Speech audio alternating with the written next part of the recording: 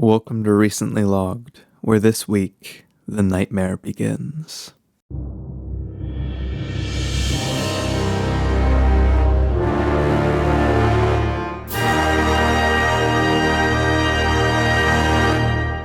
Hey everyone!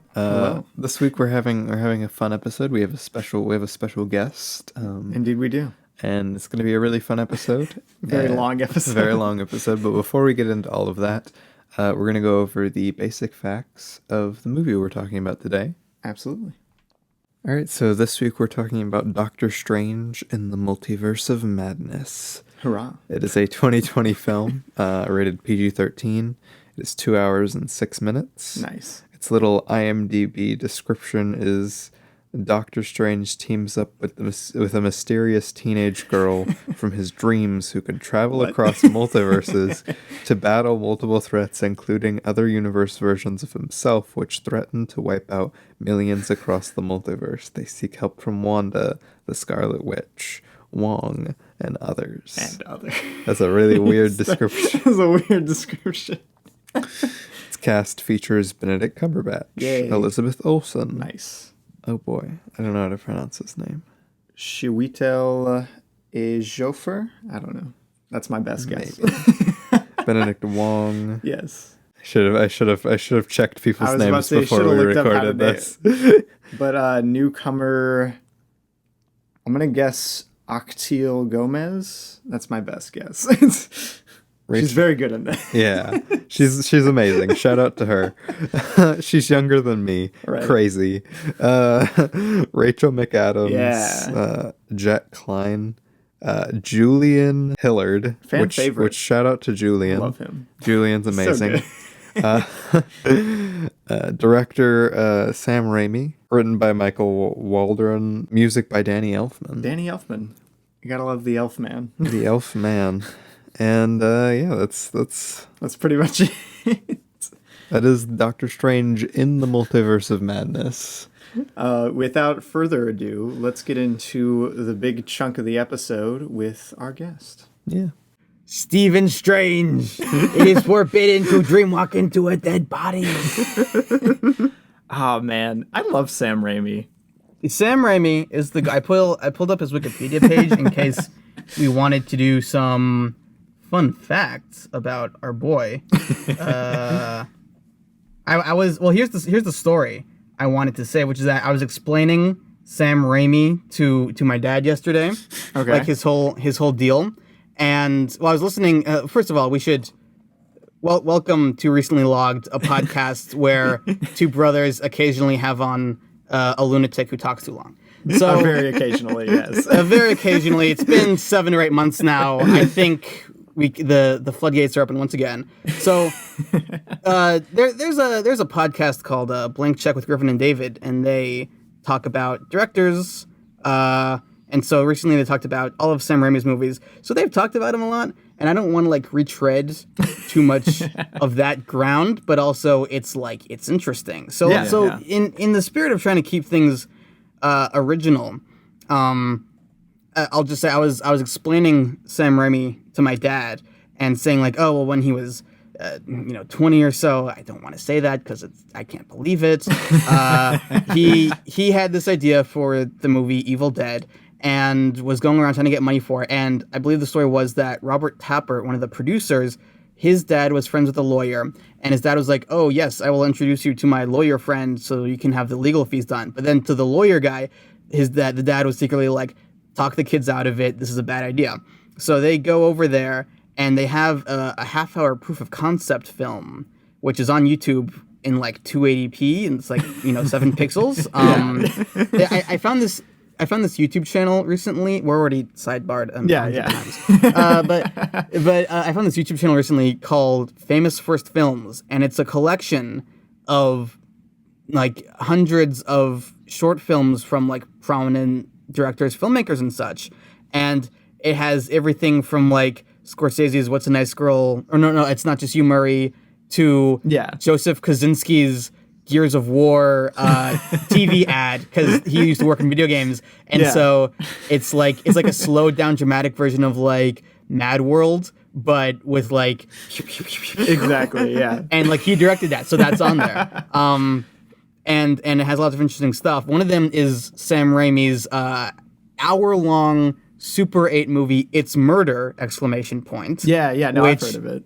Yeah. So I was like trying to watch it, and again, it's in terrible quality. It's still like just the idea of an hour-long Super 8 movie is very impressive, and he made it when he was like 17 or so. So again, I can't like even though it has some amateurish qualities, obviously, I can't even like say anything bad about it simply because how do you do that? Right. I thought one of the funniest things that there's a character who's basically like if Doctor Strangelove was a serious movie and the character of Doctor Strangelove was played by like Boris Karloff, and then they had Peter Sellers doing an impression of that character, but they didn't actually have Peter Sellers. They had one of Sam Raimi's friends. So it's like Sam Raimi's friend doing an impression of Peter Sellers, doing an impression of a fictional version of Doctor Strangelove where he's played seriously by Boris Karloff. That's the only way I can explain it, and that's only like one of the characters in the movie.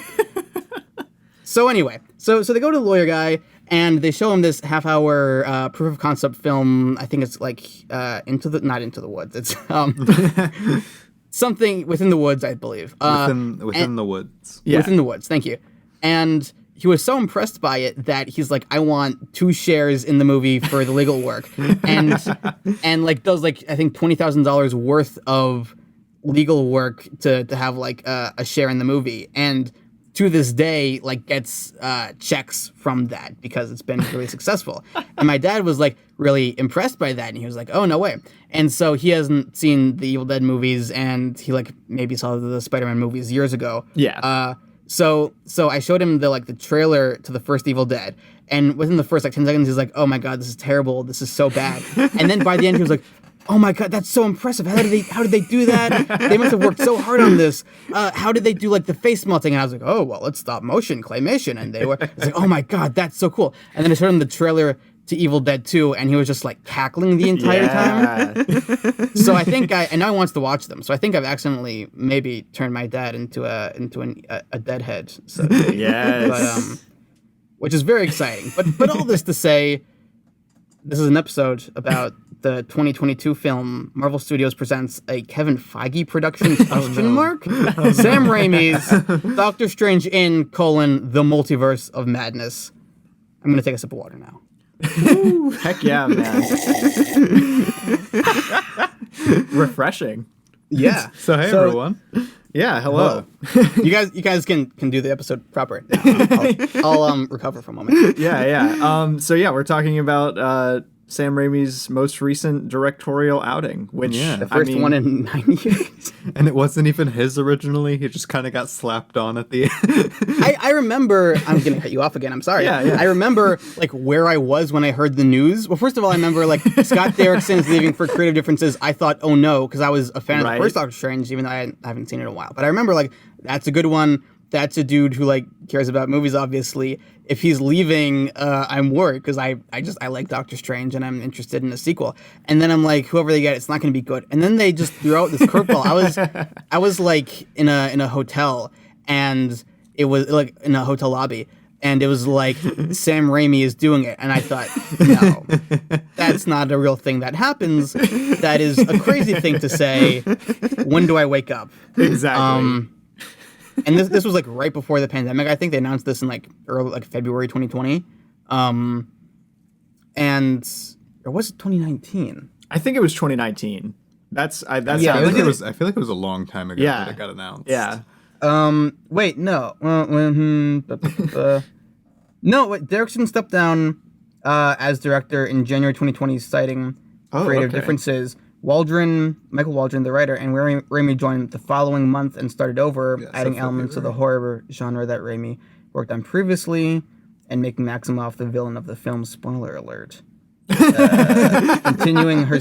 By the way, we're going to talk about the movie and about Wanda probably extensively. Yeah, I was about to say, we usually don't put spoiler warnings just because if you're listening to this, like... I assume that you've probably seen the movie if you're listening to the episode. Right. So yeah, keep going.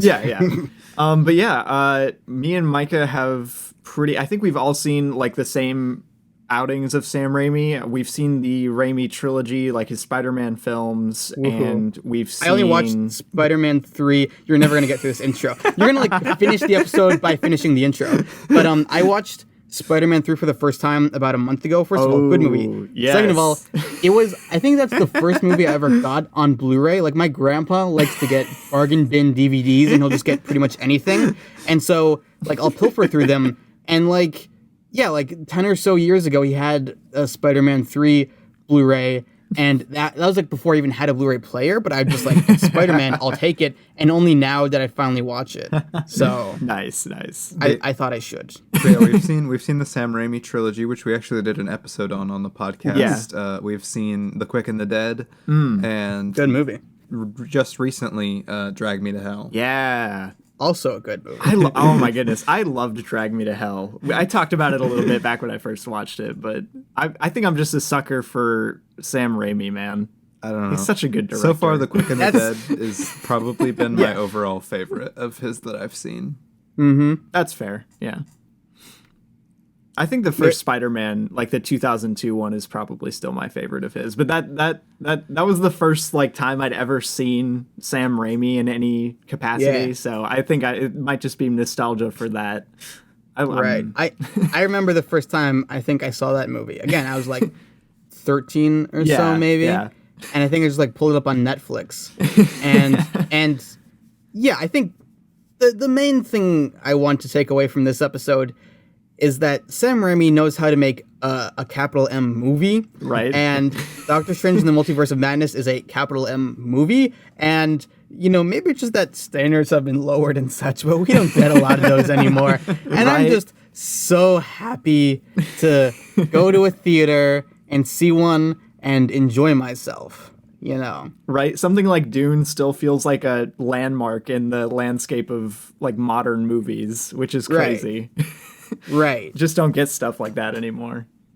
It's like when one of these things sneak through. And the thing about like Dune comparatively is that Dune is like big and important, and Multiverse of Madness is a comic book movie in the sense of it feels, I mean, I have so many side tangents here, but it feels adapted from a comic book in the way that none of the other MCU movies do.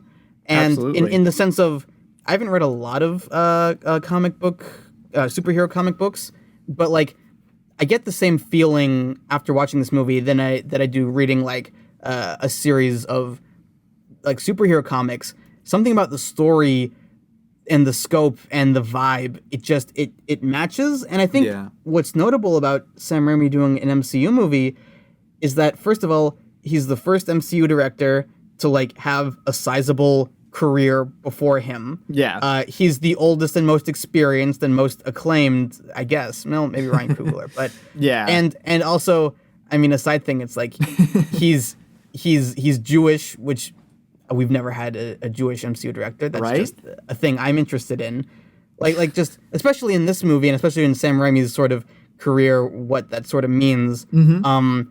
And yeah, we have someone who like knew how to make a movie before the MCU happened. Yeah. Like again, like Ryan Coogler was in film school, I believe, like right as Iron Man was taking off. Oh yeah. And like yeah, like the other exception might be James Gunn or so, who was making the Trauma movies and whatnot. And again, like you can tell he has some experience and ideas about how movies should be made before he was in the Marvel machine. Yeah.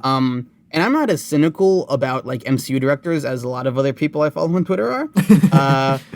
And so like even John Watts, it's like I can see his voice in the Spider-Man movies, but the voice is that of like, this is a good internet video, but we're talking about a Spider-Man film. Yeah. And so there is a little bit of a disconnect.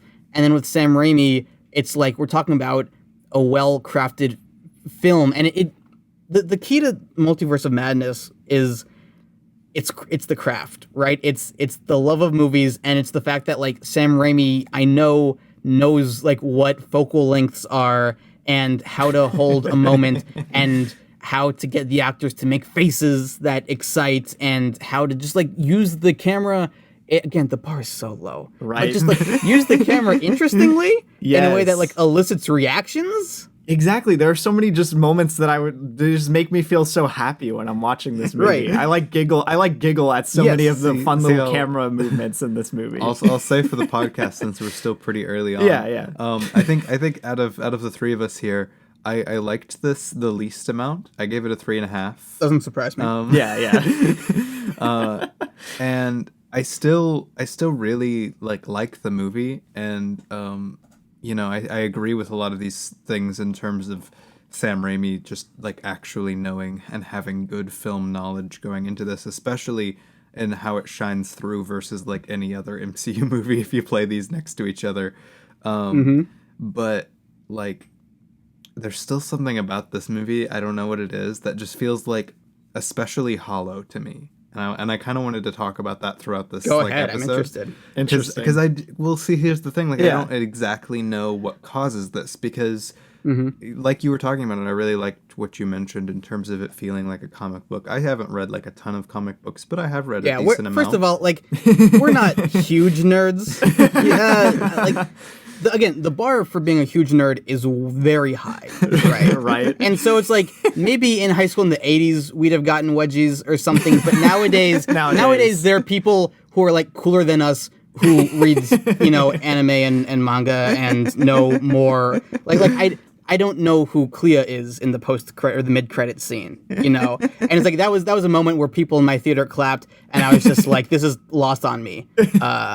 So I can relate to that. Yeah. So I don't read like a ton of comics, but I have read a decent amount. You've read more than I have, for sure. And I think really, honestly, the story, because I've heard a lot of people complain about the screenplay of this, and that was never really hot takes on this. That was never really my biggest As do problem, I. because I feel like its simplicity and structure actually does feel very reminiscent of the way a comic book works, and using Sam Raimi's craft to kind of tie it all together. I think on a story level, it works really well. But there's just something about it. Maybe it's visually, because I really don't like how this film, like camera-wise, it looks good. But like, there's something about the visuals that with most MCU movies, especially lately, it still just feels so, I don't know, like dry. It feels like a TV bland show and at times. TV show. Yeah. I think especially on Disney Plus, I rewatched this on Disney Plus as we have, because they are tanking the company. I don't. They explicitly said their focus is on streaming, right? And they're living up to that, and we're like seeing the repercussions of that in the fact that it's like I was listening to another. I'm so sorry, guys. I've listened to other podcasts, and so I was listening to the Unspooled episode about Paddington 2 this morning, and they were talking about the Lightyear movie and how like. Paul Scheer, his kids were like, we have to go to the theater to see a Pixar movie because they haven't had to do that. Oh, that makes me so sad. Yeah. Oh. And like he was saying, like, they're okay going to the theater to see Sonic because, Paramount Plus isn't the real streaming service that nobody has. But like they're sort of like building an expectation of like, you can wait to see it on Disney Plus. And I have a sort of conspiracy theory. Like I feel like I got Disney Plus basically because WandaVision was coming out. Yeah. I held out until that point. And I don't know if it's like just a weird memory thing or a Mandela effect thing. I feel like somewhere in between then and now, when you pull up the app, the blue of the Disney has become desaturated, just like a little bit. I feel like I sound crazy when I say that because again, I usually right. I usually remember things a little more vividly than they actually are, but I feel like the Disney Plus app just generally is like kind of desaturated. I don't know if it's like a streaming thing. There are lots of people who talk about like, a trend in modern cinematography is just like make things look as fast as possible because they're going to be watched on a phone and in a theater, and just make it so that there won't be any complications. And if you make something like look particularly good and you watch it on a 2015 Android, it might not look as good. And that person is being robbed of some sort of experience. So we can't can't let that happen. Oh man. But no, I think but it can't. I don't know what it is, because it's not just visuals. I mean, visuals are really important to me in filmmaking. Sure. Like, honestly, the things I that have I a like, comment on that, but keep going. honestly, the things that I like most about filmmaking are like rhythm, music, and visuals, and not like music as in like soundtrack, The actual, but like the kind of musicality of the movie on a whole. Yeah. And The vibe, if you will. Yeah. Yeah, exactly. And I feel like most MCU movies, specifically recently, because again, since they've been pumping these out like nobody's business and Disney Plus exists, these movies have the quality of like how they look has just completely disappeared. Yeah. It just feels like it kind of draws me out of what this is. And Right. No, I understand that. Yeah, that's fair. There's something to that. I was trying to figure it out because I had a busier week than I was expecting when we set this up. So I rewatched this in 40-minute increments over a couple days, and so I finished it like an hour before we started recording. And yeah, I'm watching it, and I'm like, the lighting is better than most MCU movies, and Sam Raimi knows how to use this stuff, but it does. There is a sort of a thing of. I don't want to go. I'm not a camera expert, but I'm a camera thinker person. I think about cameras a lot. There's especially with Disney stuff, a Disney look. People say oh, there's a Netflix look and maybe there's an HBO look, and people try to figure out what that is.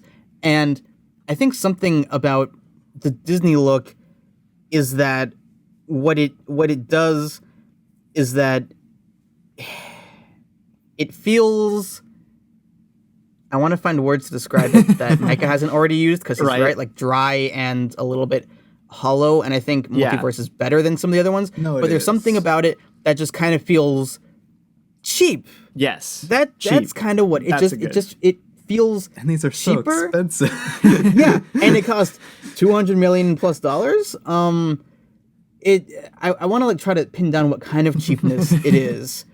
It's a weird kind of cheapness where it's you should know better and we've seen better. Yeah. And it's the thing of we know this could be better, so why isn't it? Yeah. And when the same Disney look is applied to a Disney Plus movie, it's like a Disney Channel original movie, it's well, this is what we're expecting. It fits the tone, it fits the vibe. When we've seen movies from 15 years ago that had even less of a budget and less talent behind the camera that feel more expensive and just people pick up on these things more than I think you'd expect. Yeah. And I think it feels less special. And I don't know if that's a cumulative effect with just there's a lot of Marvel content and people are getting tired and busy and they have to go home and they have to go to Wikipedia and figure out who is Clea and oh, that was Charlize Theron. I didn't catch that. And yeah, it's yeah, no, I totally get that. It's interesting though, because you mentioned some Disney Plus stuff. I just watched, for some reason I watched this, I don't really know why. I watched Sneakerella, the Disney Plus original Sneakerella. Sure. Yeah. And honestly, it visually is more colorful and does creative stuff with the camera than 90% of MCU movies recently. You know what I can't get over? If you remember a film, the Nutcracker in the Four Realms. Yes. Oh man. That movie was shot by maybe one of the 5 best working cinematographers today, Linus Sandgren. Right. On 35 millimeter, and looks really good. That's a movie that no one has seen. First of all, let's clarify that no one can appreciate it because no one has seen it. No one on Earth has watched it. Right, but it's this weird thing where it's hold on a second, why? That's my main takeaway. Wait, why? Yeah. And that movie is probably, in a weird way, at least visually, going to age better than every MCU movie. Right. But since I mentioned what I rated it, what did you guys rate Multiverse of Madness? Because I gave it a 3.5. I gave it a 4.5 out of 5. I thought it was great. I thought it was fantastic, really. But I gave it a 5 out of 5. My Letterboxd, every time I sort of go through it, I'm sort of amazed how many 4.5s and 5 out of 5s I have. I mean, well, first of all, it's just my general philosophy. I usually try to watch movies I think I'm gonna like. Yeah. And so usually I do end up liking. Also, I like movies, and so if I see a movie. Also, my rating system doesn't correlate. I gave Citizen Kane a 5 out of 5. That doesn't mean I think it's, I don't think Multiverse of Madness is on par with Citizen Kane. My rating system is mostly just like, it's kind of like, what did I expect out of this? What did I think it could have done? And what do I think was its potential? And what was it maybe trying to do? And what did I get out of it? And it's like, if I sat there and I was engaged and I wasn't like, mad or bored, it's probably going to get like a 4 out of 5 at least. Exactly. I've been trying to steal your rating philosophy recently where I'm like, okay, I'm trying to isolate this movie. Like if I'm trying to remove it from the context of almost any other movie I've seen. I'm like, what is this movie really doing like on its own merits? I'm like, that's why I've been rating stuff, I think, higher recently. No, and I don't think rating stuff higher is a bad thing at all. I think that's good. That means you're enjoying what you're watching. I'm having so much fun watching movies, man. But what it ends up with on Letterboxd is movies I think are better than another movie getting a lower score than said movie. Right. So like my Letterboxd is therefore confusing, right? I do have a story though that I thought about just to kind of play in with what we've been talking about. So we went and watched this with the whole family. The family in theaters. The mishpacha. And we got into this theater. It was a pretty packed theater. We were sitting close to the back. We were second to back row and the left of the theater, and there was a row behind us full of probably, what would you say, like elementary, middle school, I would say like kids? I don't know, like 6-year-olds, 7-year-olds. They were pretty young. Kids who weren't alive when Age of Ultron came out. Exactly. Yeah. There were like 5 of them and one adult who did not seem to want anything to, like, she was in the very corner seat, like kind of like covered up like she wasn't even watching Had the like movie. the New York Times and was and these kids would not stop talking so loud the entire movie. And to be fair, they were talking about the movie at least. They were into it. They would be like, no, they weren't even into it. Something would happen. They'd be like, what's happening? What is this? Who is that? What is going on? How is this? Woo, wah, woo, ha. Every this is interesting. second. This is interesting. I think what this is a symptom of is one of my favorite aspects about Multiverse of Madness, which is that it doesn't want to pander to anyone. Right. There are moments of it, of course, and there's the infamous Jim from The Office incident. I think like my favorite thing about Multiverse of Madness is it's more interested in like the intuitive filmmaking. It's the craft. It's like the thing that sticks with me the most about this movie is like, especially on this most recent Fractured watch, is the way that Sam Raimi is interested in like minds. Like, and like he's into eyeballs and stuff and like brain things. But like there's the part in the Wanda Maximoff versus Illuminati showdown where Patrick Stewart shows up and you have a shot of like, he throws out his arm and the camera like pushes it, or no, Scarlet Witch throws out her arm and it pushes in and it gets close to his eyeball, and then he throws out his arm and it pushes in and then it goes inside her. And like we just know intuitively, oh, he was quicker and stronger than her and was able to get inside her brain. First of all, that's sick. That's really cool. Right. And inside her brain, we see that it's empty except for like, gravel and rubble, and we get a sense of this stuff.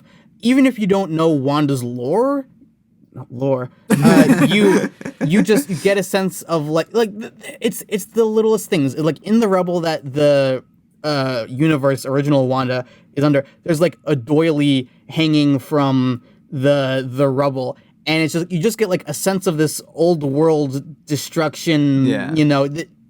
You just get like a sense of things that aren't explained to you. And because, humans are smarter than maybe a lot of people give credit for, right? You pick up on that stuff and it's meaningful and impactful. And so a lot of this movie has to do with like dream walking, a concept which is really cool. And sort of like controlling people's minds. And that's like what Scarlet Witch is all about. And the way Sam Raimi does that, it doesn't have Wanda be like, abracadabra, I control you now.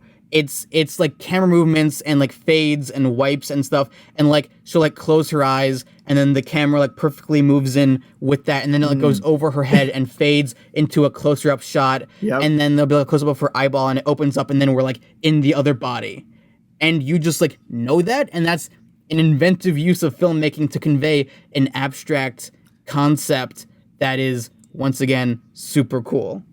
Absolutely, yeah. No, I think honestly one of my favorite things and like one of my favorite moments in the movie, I was actually going to bring this up because I was going to ask the question at some point, what your favorite scene or sequence is, since that's like a staple of the podcast. And one of my favorites actually is when she dreamwalks the one time.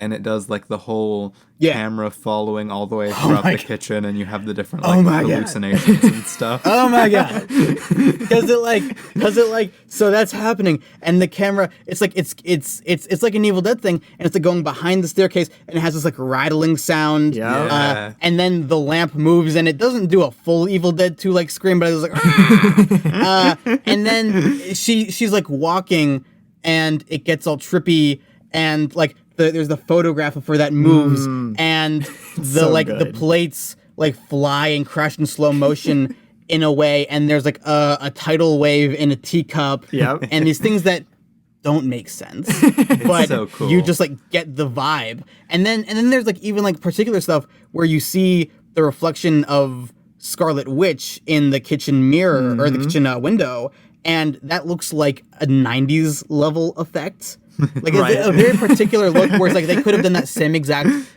feeling for an effect in the 90s, and somehow that's like connects to you more. Right. Like there's just something really particular about it, and then you get it. And again, like I'm just gonna say this every time. It's the tiniest little things. There's like a close up of Scarlet Witch's eyes where she has like the makeup on, and there's one piece of glitter that's like in her eyebrow. And for some reason, that makes the movie feel like 10 times more real than if that piece of glitter wasn't there. I can't explain why. Exactly. I don't understand it, but you feel it, and you feel like this is a real thing happening. Even if you don't like believe this is a real universe, you believe, oh, a real person behind a camera and someone spent time putting on the makeup. And that's a big thing with Sam Raimi, is that even if you don't believe in like evil demons are coming to get you, you believe that a real person was like standing in a room and they had to like jump backwards. Exactly. And so there's maybe... like that goes back to like silent movie stuff where it's like, okay, you know that. Well, sometimes it is they're jumping off real buildings. But like, maybe this doesn't look quote unquote real, but the fact that they're doing it endears you to it and like connects with it. Maybe that's something that kind of plays into what I'm saying, where this movie kind of loses me, because I very much agree with that feeling from Sam Raimi, especially in his work in the Evil Dead stuff. But at the same time, because so much of this movie operating in the MCU is so fake feeling, it kind of loses me on a lot of that, like, because again, it's like, a lot of whiplash. Take like the Evil Dead stuff where they would use like claymation for effects and stuff, and take like the eyeball on Doctor Strange. That does not look like a Sam Raimi eyeball. And it just kind of, I don't know, it pulls me out and gives me like whiplash between Sam Raimi being like really, really smart with his camera movements, his ideas behind everything, and then kind of having the MCU feeling of like holding everything down and back. Coming off of something from like another superhero movie outing from him, like the Raimi trilogy Spider-Man movies. Those movies get praised a ton on like film Twitter and stuff, and I think they have a lot of really good aspects. But one of the things that has always connected to me the most out of them is how honestly like 100% tangible they all feel. Even if some of the effects haven't aged super well throughout, like the skeleton, but they look really like good, and they never try and like do too much, and they never, I don't know, they're really exactly when you compare this to the Sam Raimi Spider-Man trilogy, because again, like I watched Spider-Man 3 for the first time recently, and I've been like thinking about these movies.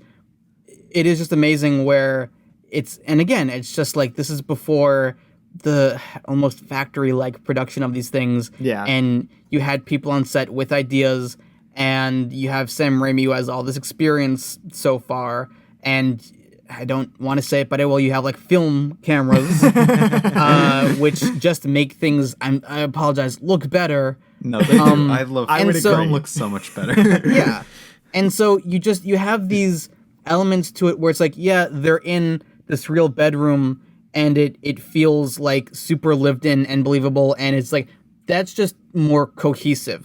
I think there are like, I think comparatively to every other MCU movie, I think Guardians of the Galaxy 2 is first of all, this is my second favorite MCU movie. behind Guardians of the Galaxy Volume 2. Fair enough. That's my hot take. And I feel like they're not even similar enough to compare in all the same ways, because really. They're both like some of the most personal ones, and you feel that in the filmmaking. So I don't want to have that kind of comparative discussion. Yeah. But even though like there is an overall sense of the Marvel homogeneity, there is, I think, enough, again, super particular stuff that makes this feel more real. Like, you see the first shot of, I guess we'll call 616 Steven, and he like wakes up in his bed and there's a radio on his bedside table. Maybe other MCU movies have radios on the bedside tables. For some reason, for some unexplained reason, that radio makes you feel like, oh, this is a real person who lives here, who like listens to the radio. Maybe he likes NPR. I don't know. He uses his magic to tie his tie. He goes to the wedding. Michael Stuhlbarg has a bad wig.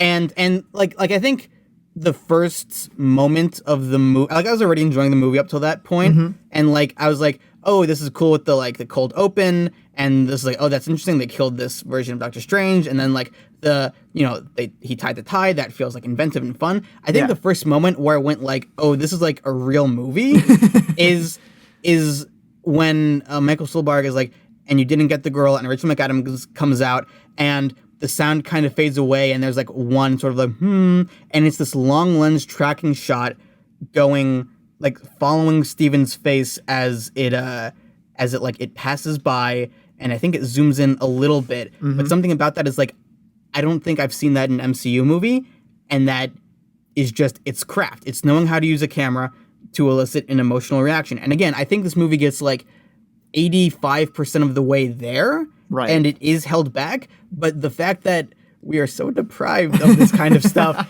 it made me so happy. Yeah, no, and I was going to agree with that, actually, because you mentioned all the like tiny things about this movie that make you love it, and I honestly share that opinion. I think it's not so much what's here, but like the general flavor of what's here is what I love so much about it. People have talked about like Sam Raimi's New York. It's like, oh, these extras are like, someone has a bike. That's not just because they thought a person's on a bike. It's like, yeah, I bet that person's on a way to do something. Exactly. Whereas in Infinity War, they go to like Washington Square Park and there's nobody there, and it's like, I've been to Washington Square Park, there is never nobody there. Right? Yeah, no, and there's just so many like. I think I want to cite the cinematography as a big reason for this, but like you notice so much more about the actors' performances. Yes, and well, also, yeah, Benedict Cumberbatch. This is a podcast, so you're not gonna see it, but you see Benedict Cumberbatch going like, exactly. And I love him in this. He's so good in this. He's having a good time.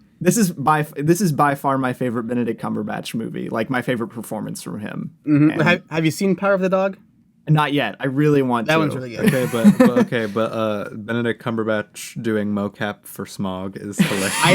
He gets into it.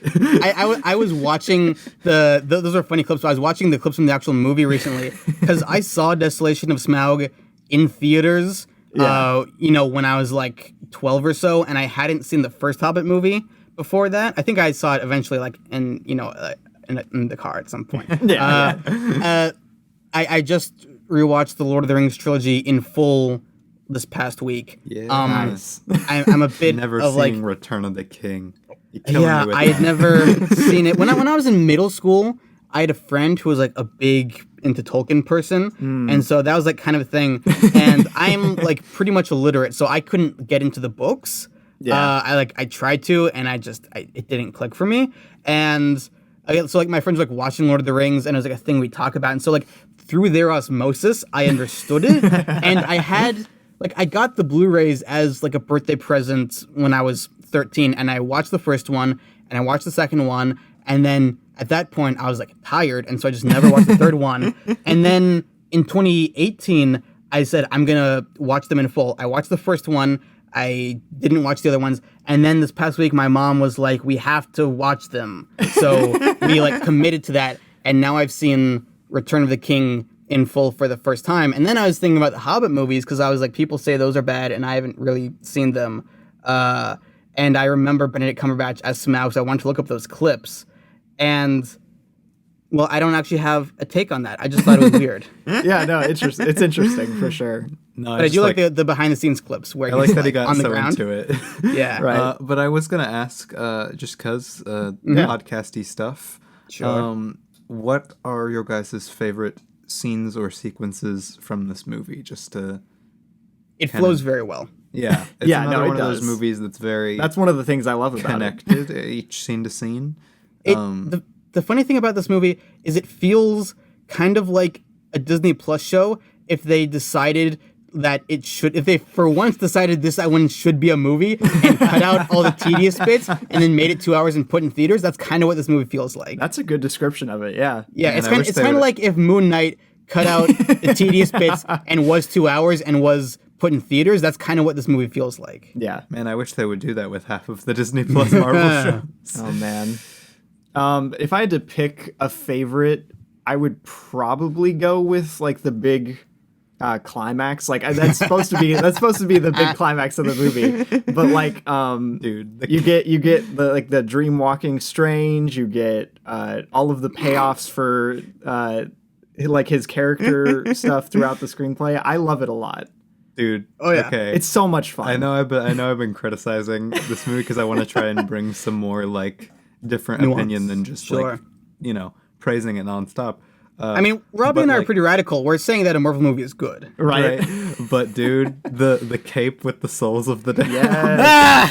Oh my gosh. That's like the and- coolest thing to happen in my cinema. Oh my god! And once again, it's this thing, this intuitive filmmaking thing where it's like, okay, it's not said, but like the eye is the window into the mind and the soul and stuff. Yeah. And that's a big element of this movie. And though no one ever says it, and also it's like he's got the eye of Agamotto and he's got the eye on his forehead. Yeah, whatever. absolutely. But like when that happens, the souls are like flying around him. And I love them, first of all, because they almost look stop motion. They have this Almost. like crackly sort of feel to them where it makes it feel a little bit like handmade, which is very nice. Yeah. And then they like leap into his eyeball. Oh my gosh. And like get I inside squirmed of when that happened. yeah, and they like get inside of him, and then they're like take control of his brain, and they're like pulling him into like the deep black water, and you see like his real body, and he's like in shock and like in chills and stuff, and then Rachel McAdams is like, oh my god, what's happening? And then she looks into his eye, and then they're like scrolling around his eye, and then they Dude. fly out, and they're are in flying that out of the world, eye? and then she has to fight them. Oh man. Oh my god. Yeah, that is what I'm talking about. That's my favorite scene or sequence. Yeah, that's a good one. My favorite scene or sequence, if there's one other than that, I mean, like similarly, like I love the what we're calling Zombie Strange, I guess. Oh, we have to talk about the music fight, the music note fight. Music note fight. I don't know how I feel about that yet. Like, I don't know. I didn't love it when I first saw it in theaters, and I still don't know if I liked it when I watched it the second time. I really like the creativity of it. Yeah, I like the idea But of I it, feel like it's but not I don't know. used to quite the effect Yeah. that I would like. I think that's fair. I think with most of the things in this movie that I love, it's like, good lord, if they could go just a little bit further with this, Yeah, it would be absolutely. perfect. But also, the fact that it exists at all makes me so happy. I can kind of forgive it being a little bit like shortchanged. Yeah. Yeah. And so, yeah, I think if the music fight was like 20, 30 seconds longer and a little bit more whatever, it would be like all time, coolest thing ever. But it is just a thing of like, I've never seen that before. And that's not something to discount. When you're watching a Absolutely, movie, it is nice to see something that you've never seen before. Just I was totally new, actually, I yeah. was going to mention this earlier. I thought about this when you were talking about stuff like the tying of the tie and everything. I think one thing that this movie does really well that most movies, especially MCU movies, The Marvel have, Cinematic Universe, a Kevin Feige production, question mark? have not really tied into well is that kind of Harry Potter movie type thing. Yeah, I was going to mention where Yeah. they use their magic and their abilities to such a Mundane. real feeling and Yeah, Yes. mundane, exactly. mundane like effect where you're like, yes, these people actually do have this. This Right. feels real. Right, and it's like the Alfonso Cuarón thing, where the Chris Columbus Harry Potter movies, it's like, and then a CGI tree like pops out of a thing or whatever. Yeah. And then in Prisoner of Azkaban, someone just casually like flicks their finger, and then a chair goes. Yep. You can't see the visual. I apologize. If you've seen the movie, it's like yeah, and it like cleans itself up. And that movie, Doctor Strange, does have a lot of that sort of stuff, and a lot of like Steven. He's not the smartest person in the movie. He's not the most powerful person in the movie. He's not the coolest person in the movie. He's not the nicest person in the movie. He is not the most anything in this movie, and yet he's the main character. And what's interesting about that is that what's interesting about him then is that he's maybe the most resourceful person in the movie. Yeah. In the challenge of he's not the smartest, he's not the most powerful. He's like, well, I have this bit of magic that's a quarter as powerful as this person, but that the person who's more powerful isn't as smart as I am. And if there's a person who's smarter than me, maybe I'm more powerful. So it's this like balancing of things to get where he needs to go, and it's very like scrappy, and he feels like an underdog. Yeah. Which is insane that they pull that off with a character like Doctor Strange. That's part of what makes the finale so much fun to watch. Like I feel so like scared for Steven in the finale, which is crazy for a Marvel movie. You feel like he's going to like, you know, like curl up into a husk of a person and like shrivel up and die. And then you feel like America, we haven't even talked about her, she's great, but you feel like she's going to get her powers taken away. And when you have like Zombie Strange and Wanda, her magic is like going into his like skull head thing, and it's like, grah, and like half his face is burnt off at the end of it. And it's this thing where there's a sense to it in that comic booky feel where it's like nothing is precious. Yeah. But also we're taking this seriously. It's a specific, and I feel like a lot of movies now do the opposite of that, where it's like Ghostbusters is the most amazing, beautiful thing to exist, and also, if anyone found out I thought that way, I'd get a wedgie, so we're gonna like pretend it's lame. And what that results in are things are like empty calories, things that like act like this is a big deal, but also we don't want to make you think it's a big deal because that would be embarrassing. Yeah. Whereas the whole Sam Raimi thing that thank God shines through in this movie is like, I am okay killing off this character and making the hard decisions because I respect it. And I'm going to make you care about it. Exactly. And that is like, that's cooler than anything. That's what I've always loved about Sam Raimi's movies and him as a filmmaker, is he always has such a big respect for like the way movies are made and just movies as an art form. He always commits 100% to what he wants to do. Yeah, to the bit, exactly. He commits to the bit. And that's always an admirable trait. Oh yeah. I actually, in the vein of what you brought up, because it was another one of the questions I wanted to ask. Go for it. While we were just to keep the podcast a little structured. Good luck. Oh, hey! I'm gonna derail this once again. Okay. We talked earlier about people thinking the script is bad. Like, okay.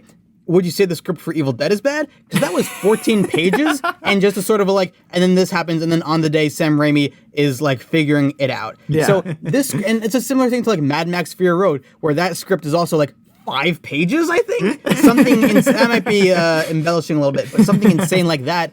It's like the script is a blueprint. It's a means to an end. It's just a thing to convince people to give you money and cameras so you can go out and like come up with it and figure it out, and it's like a movie and not like a script. Kind of reminds me of how like they did it reminds me of the conversations like hearing about the making of Raiders of the Lost Ark, where a lot of the sequences weren't exactly, where they weren't like they weren't writing it.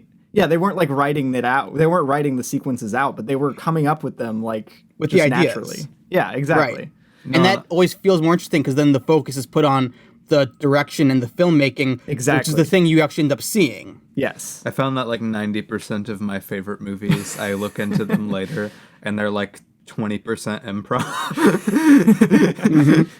Yeah.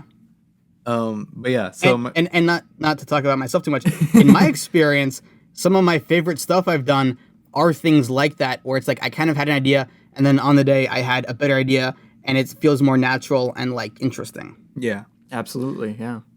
yeah, the question. Oh yeah, there's a question here. What do you think of both the inclusion and the use of the characters throughout the story of America? Because I think she's rather understated throughout the movie. But she's not like bad by any means. I just think it's a very interesting use of the character. Yeah. So what do you discuss? Discuss. Well, it's interesting because a lot of her inclusion, like for most of the movie, she really just functions as a MacGuffin. Yeah. But it's interesting. I'm gonna disagree on that, but go ahead. Okay, but it's interesting because I don't know, something about her, the way she's written and everything reflects in a very interesting way on Strange's character. It's a very good team up for the movie. The way they open with showing the character and having like her Strange. I was about to say what he does to her and everything. On a screenplay level, she functions as a MacGuffin, but while I'm actually watching the movie, I find myself very invested in her character, which is I don't know. It's an interesting thing to happen. I don't know. What were you gonna say, Yossi? I think in the MacGuffin sense, I think where that comes from is just that she has superpowers that Wanda wants to get to her annoying kids. Fine, that's why. But also, it's a commentary on like Wanda is treating this young immigrant like she's an immigrant. It might be an interdimensional and an multiverse immigrant, but she's still like an immigrant who lost her parents and doesn't have anything and is very alone and can't trust anyone and is scared. And so, first of all, that's already a compelling character. Yeah. And then we have Wanda like trying to kill her for her own advantage. And then you think about Wanda and you think about the Wanda characterization. That's the same story. Wanda is also, lest we forget, an immigrant. And I think what's tragic and interesting about this movie is this might be a stretch, but who cares? It's in part a commentary on like both the failure, just like the failure of the American dream. Yeah. Right. Like, so, Stephen Strange, he's a doctor, and we have that one flashback scene when he's like dating Rachel McAdams. And you sort of get the sense of like, he didn't really come from money, I don't think. I wouldn't assume so. He like worked his way up and he worked really hard. And he worked so hard to become a doctor, and that's part of where like his arrogance comes from, is that he thinks he's better than everyone because he maybe worked harder than everyone. And that doesn't mean that he's more skilled than everyone in the room, but he worked harder to get there than a lot of people did. And that's part of what's interesting about the first movie, is that he's thrown into a similar situation where he has to like do it over again and maybe learn to become a little bit more humble. I don't know. Yeah. So like, okay, in a 1950s version of this, it would be like, oh, he worked hard to become a doctor and he worked his way up. He pulled himself up from the bootstraps. Finally, a white man succeeds in this world, and he gets the girl, and he's a successful doctor, and now he has the powers of a god. Fine. Exactly. But we see that didn't work out for him, and he lost that. And even if he worked the hardest, he can't get everything he wants, and he has to turn to other things to become... I mean, the central question of this movie, are you happy? Yeah. Simple, super radical. Because that's like an interesting question. Are you happy? Is this superhero life, is that making you happy? And he's not the Sorcerer Supreme, and every version of him is like a crummy person. And he just has to deal with that. And it's the Sam Raimi thing of like, I think like all of Sam Raimi's characters had like one thing that made them cursed forever. And that's like, I don't want to get, I mean, this is the place to do it, but I don't want to get too much into it. The sort of the like, I think where Sam Raimi, the Jewish filmmaker, quote unquote, comes into play, because I don't think any of his movies are like specifically about Judaism, but as someone who, I think like his grandparents were Eastern European immigrants, and he grew up in the Midwest, and he probably heard stories about all these sort of things, and just like how, as an American being raised in this and not quite connecting with the culture, but also you're part of it, and it's like, okay, like you pass for a white man, and that's a thing, but at the same time, like the systems that totally brought white men into power and keep them that way don't 100% apply to you. Yeah. And I think that's a sort of a theme that it goes back to Evil Dead. It's like, here we have Ash, and he should have He should have everything he wants. He should have a nice weekend with his girlfriend in this cabin. But he made one, small mistake, and it wasn't really even his fault. And now he's cursed forever, and he just has to deal with that. And that's like a thing that historically happens to so many people in this country. And it happens to like, it's like in Quick and the Dead, you have Sharon Stone. You have, and like, okay, like she had this horrible experience and the rest of her life is devoted to getting revenge. Yeah. And you have Spider-Man, and it's like, he's just this kid and he's trying to do well, and he didn't want to get bit by a spider, and now he has this great power, comes great responsibility. And the way that the Raimi trilogy ends, even though it wasn't supposed to be the end, but it just ends with this melancholy thing of like, all right, we'll try to work it out. It'll be messy. And even with his appearance in the new Spider-Man movie with Tobey Maguire, it's just kind of like, yeah, like we're working things out. It's not perfect, but it's happening. Yeah. And and Drag Me to Hell is maybe the most. I was about to say extreme example. This fits Drag Me to Hell to a T. Right. Drag Me to Hell is mean like to the character. The ultimate thing where it's like, she's not a great person. She doesn't deserve this, but it's like, too bad. None of the characters in the movie deserve the terrible things that happened to them, and yet they happened, and that's like real. And so in the context of Doctor Strange and the Multiverse of Madness and the Multiverse, Doctor Strange 2, okay, you have Steven, and he should have had it all, and he couldn't get it, and he has to deal with that, and now he fights monsters. And then you have Scarlet Witch, you have Wanda Maximoff. Also, lest we forget, I'm not in the comics person, because what do I know? But what I do know is that Wanda Maximoff is supposed to be the daughter of Magneto, who is a Holocaust survivor. Yeah.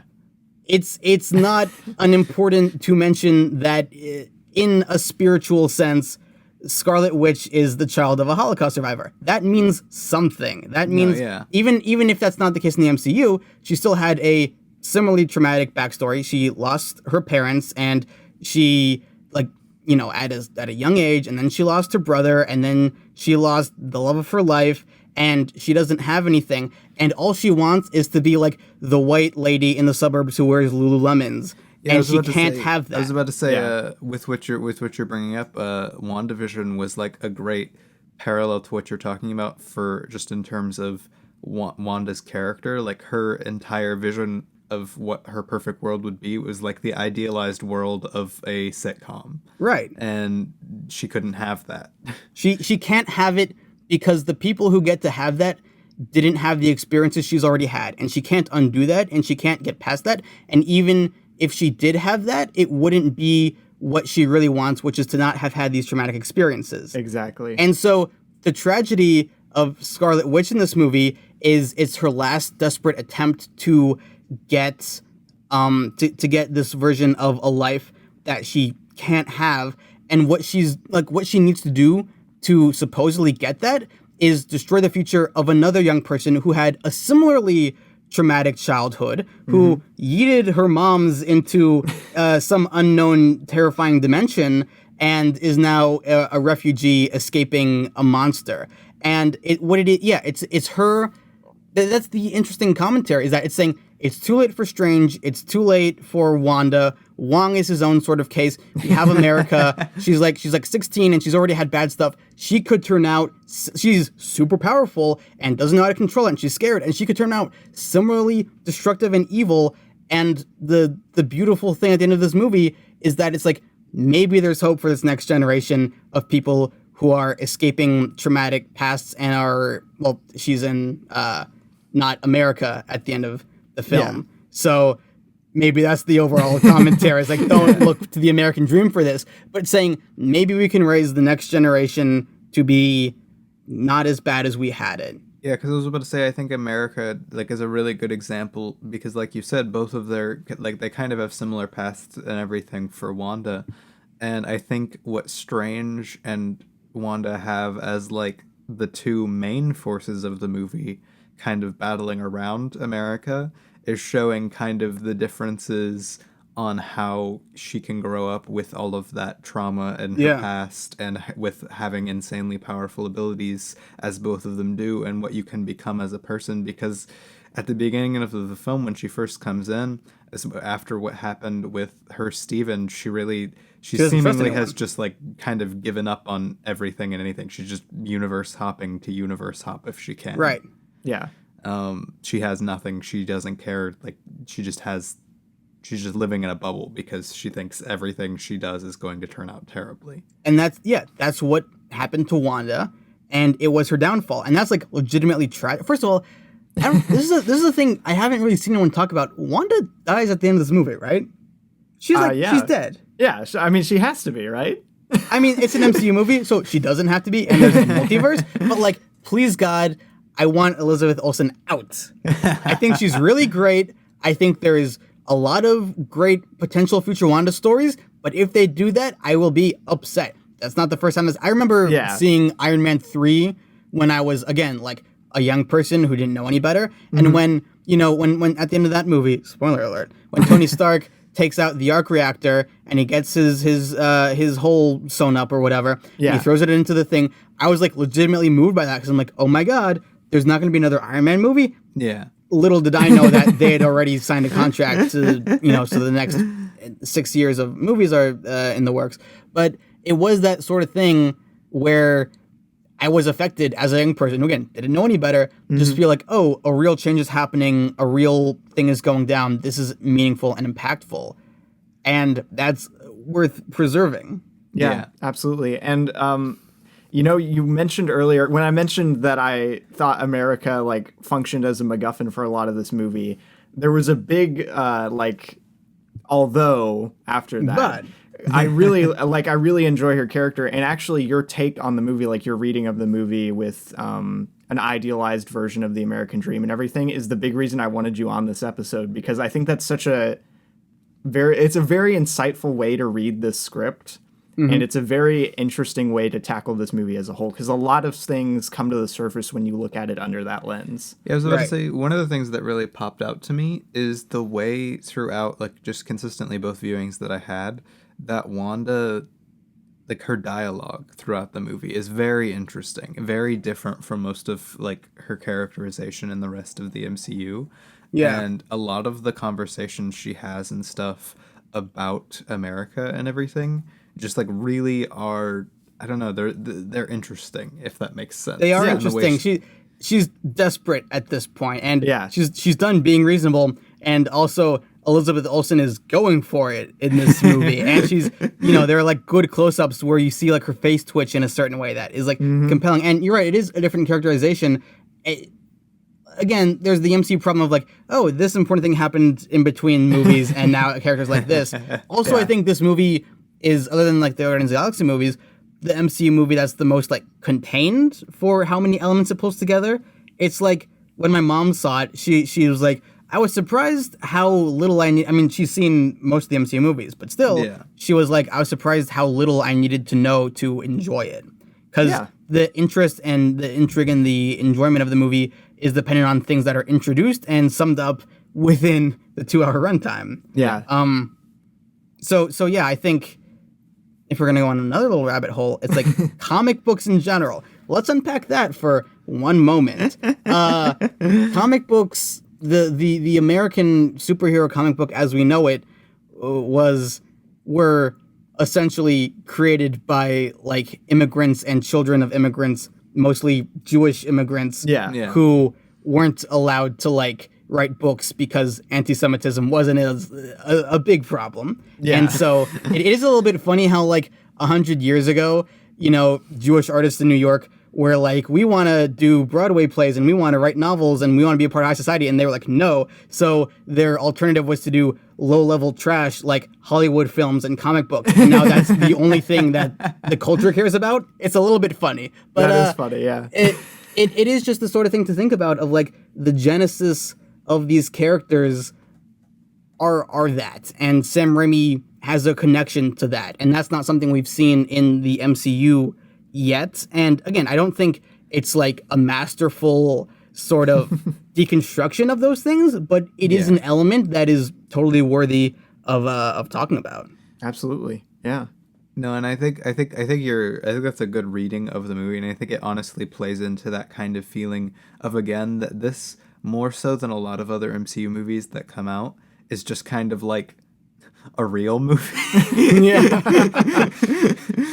There's like a cut that makes sense. It feels like on the day they thought this shot will go into this shot in this way that like connects with your brain and does it's stimulating filmmaking. I don't know. Exactly. But yeah, I have another question. This one probably won't like cause much discussion because You'd I think be surprised. It's pretty simplistic and what I think is a good take on it. But I know it's talked about a lot with this movie and was like a huge point of controversy for some reason. Sure. The Illuminati and the way they're handled in the movie is in my opinion really fun. I really am glad if they had to, which obviously they had to. They did have to put all of these characters into it.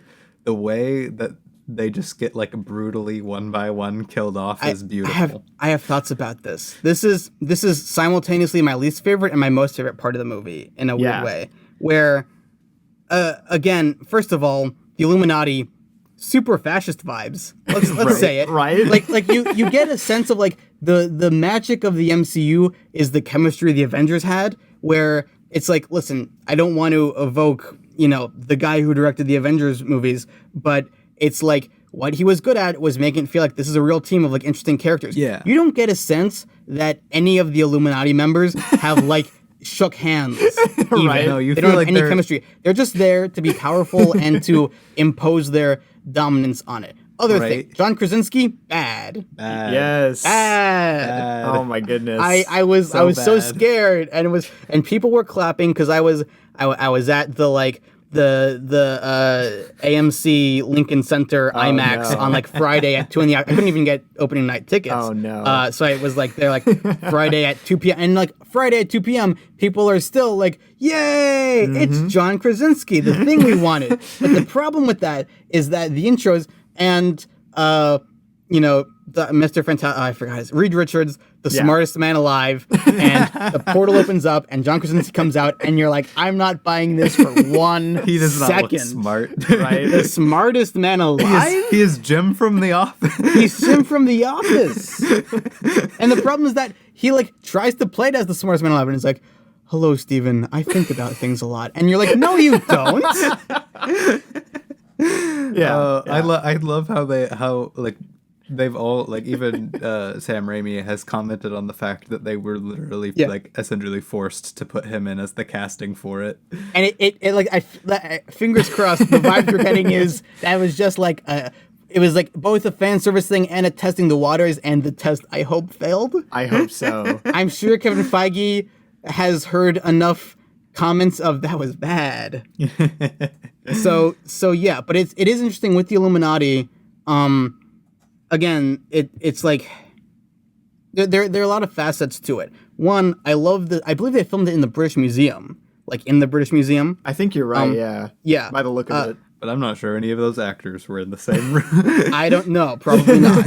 I was trying to like dissect it and figure out like how did they shoot this, and like based on the dialogue, it's like, okay, so they cut away from the person speaking here, which means that could have been an ADR. So that person like they might have had other actors in consideration. Yeah. And it's like, okay, they cut away from Mordo, and then he says the line, and so, the person, whatever. And, it's like, okay, well, Steven, there's a close-up of him saying a line, which means that person was there early on, but then we don't see him say something else, or we don't, like I don't think Wanda ever says Reed or Mr. Fantastic. So, like, it could have been a different character who also happened to, like, have kids. It could have been, like, Tom Cruise Iron Man. I know that's not a thing that was going to happen, but it could have been, like, it's like, do you have kids? And then Tom Cruise Iron Man is like, yes. It's like, is their mother alive? Is like, is that universe Pepper Potts alive? And it would have been like, yes. It's like, okay, good. There would be someone left to raise them, and then like crush the Iron Man suit. Yeah. Right. Like that could have happened because of the way this movie was made. And that's like a problem with the MCU and not conducive to the whole Sam Raimi thing. Except that they get destroyed in the most beautiful ways possible. Dude, yeah, I was like, I love every, like that's most of the comments I've seen, and that's literally the only reason I wanted to bring it up, because I didn't think there was too much, like, because, like, that's pretty much the only reading I feel you can grab from it, is like this was very forced MCU, but then Sam Raimi was like, okay. Okay, well, now that they're here, we might as well destroy them. Oh my goodness. Lethally. The second time I watched it, when the head pops at the end, Black Bolt's head. I was like, oh my gosh. I love that. Well, I'm talking about with Reed Richards when he's unspooling and then it gets to the head and he just I'm like, what? It's this little like red, and I try to feel like, is that his brain or is that like Wanda's magic like exploding out from inside it? I want to go into detail of like every one of these kills and characters because I'm so fascinated by them. Again, let's okay. So we have Blackabar Boltigan, the keeper of the Terrigen Mists. He's a character, a real character. We have also that one of my favorite things is that like the Illuminati have the vibes of like ugly early 2000s Marvel comic aesthetics, like where they're like, we need something new and we have to like redesign the characters, and what they come up with is something that's not as poppy or interesting as like the 60s stuff. It's like the Avengers, like we have a green guy and we have a red guy and we have a blue guy, we're good to go. There's a purple guy that like makes sense. And the Illuminati is like, there's a gray guy and there's like a black guy and there's a person who used to be blue but now they're like kind of steely and they like don't have any chemistry and they kind of feel fascisty. So we have Black Boltkin, we have Haley Atwell as Captain Carter. Dude, and we just have the fact that the Ultron, it's Ultron. Yeah. They're, good Ultron. Give me a break. And we have that universe, Captain Marvel. Yeah. And we have Mordo, who's the Sorcerer Supreme, and we have Reed Richards, the smartest man alive, and a Kevin Feige production, Doctor Strange in the Multiverse of Madness. Yes. And we have Patrick Stewart reprising his role as Professor Charles Xavier. Yep. I like that he had the yellow wheelchair and the green suit. That was pretty good. Yeah. So, am I missing anyone? Is that all of them? No, that's all of them. Yeah, okay. He's like 90 though, man. Let the guy rest. Right. He already was killed off like 3 times. It was so funny though, like when he like walks in the he's like wearing a turtleneck and he like turns around and is like, I'm walking now. That was cool. That was both cool and funny. So the thing about all of these characters and kills and stuff is that it is just like they admitted like they wanted to have the Wasp in there. It's like they could have. It doesn't really matter. What interests me is the way Wanda comes in and she's in like the mom jeans and she has the oil blood on her face in the pattern. First, we haven't even talked about some of the best filmmaking in the movie, which is the fall of Kamatage. We'll get to that later, even though it happens earlier. So good. But yeah, so she has like the oil blood on her face, and it's like Black Bolt can kill you with one word, and it's like open it, and she's like, "What mouth?" And then it's like close up of his eyes, and it like goes out, and it's like the Matrix, and he has and there's like good like stubble. I wonder if that was a makeup effect or not, because there was like the makeup designer of the movie who designed Zombie Strange. I forgot his name. I feel bad. He has done some great work. He's done Vecna for the new season of Stranger Things, and he designed the Green Knight in the Green Knight, and he did I haven't watched Game of Thrones, but the bad guy. I was about to say he did Game of Thrones too, but yeah. Yeah. So he's a really exciting artist. But anyway, so and then Black Bolt, he screams, but he has no mouth. So the Terrigen Mist, I suppose, has to go somewhere, and the back of his skull pops out implodes, and his eyes bulge out and bleed, and blood comes out of his nose, and he falls to the ground. Oh my god! Just how? That feels like such a real movie moment, because again, it invokes again with like the what mouth, like it invokes the Matrix pretty clearly. It's like I don't care about Black Bolt. My apologies at all. But because of the way that movie moment happened, I now care about him simply because that was an effective piece of movie. Yeah, right.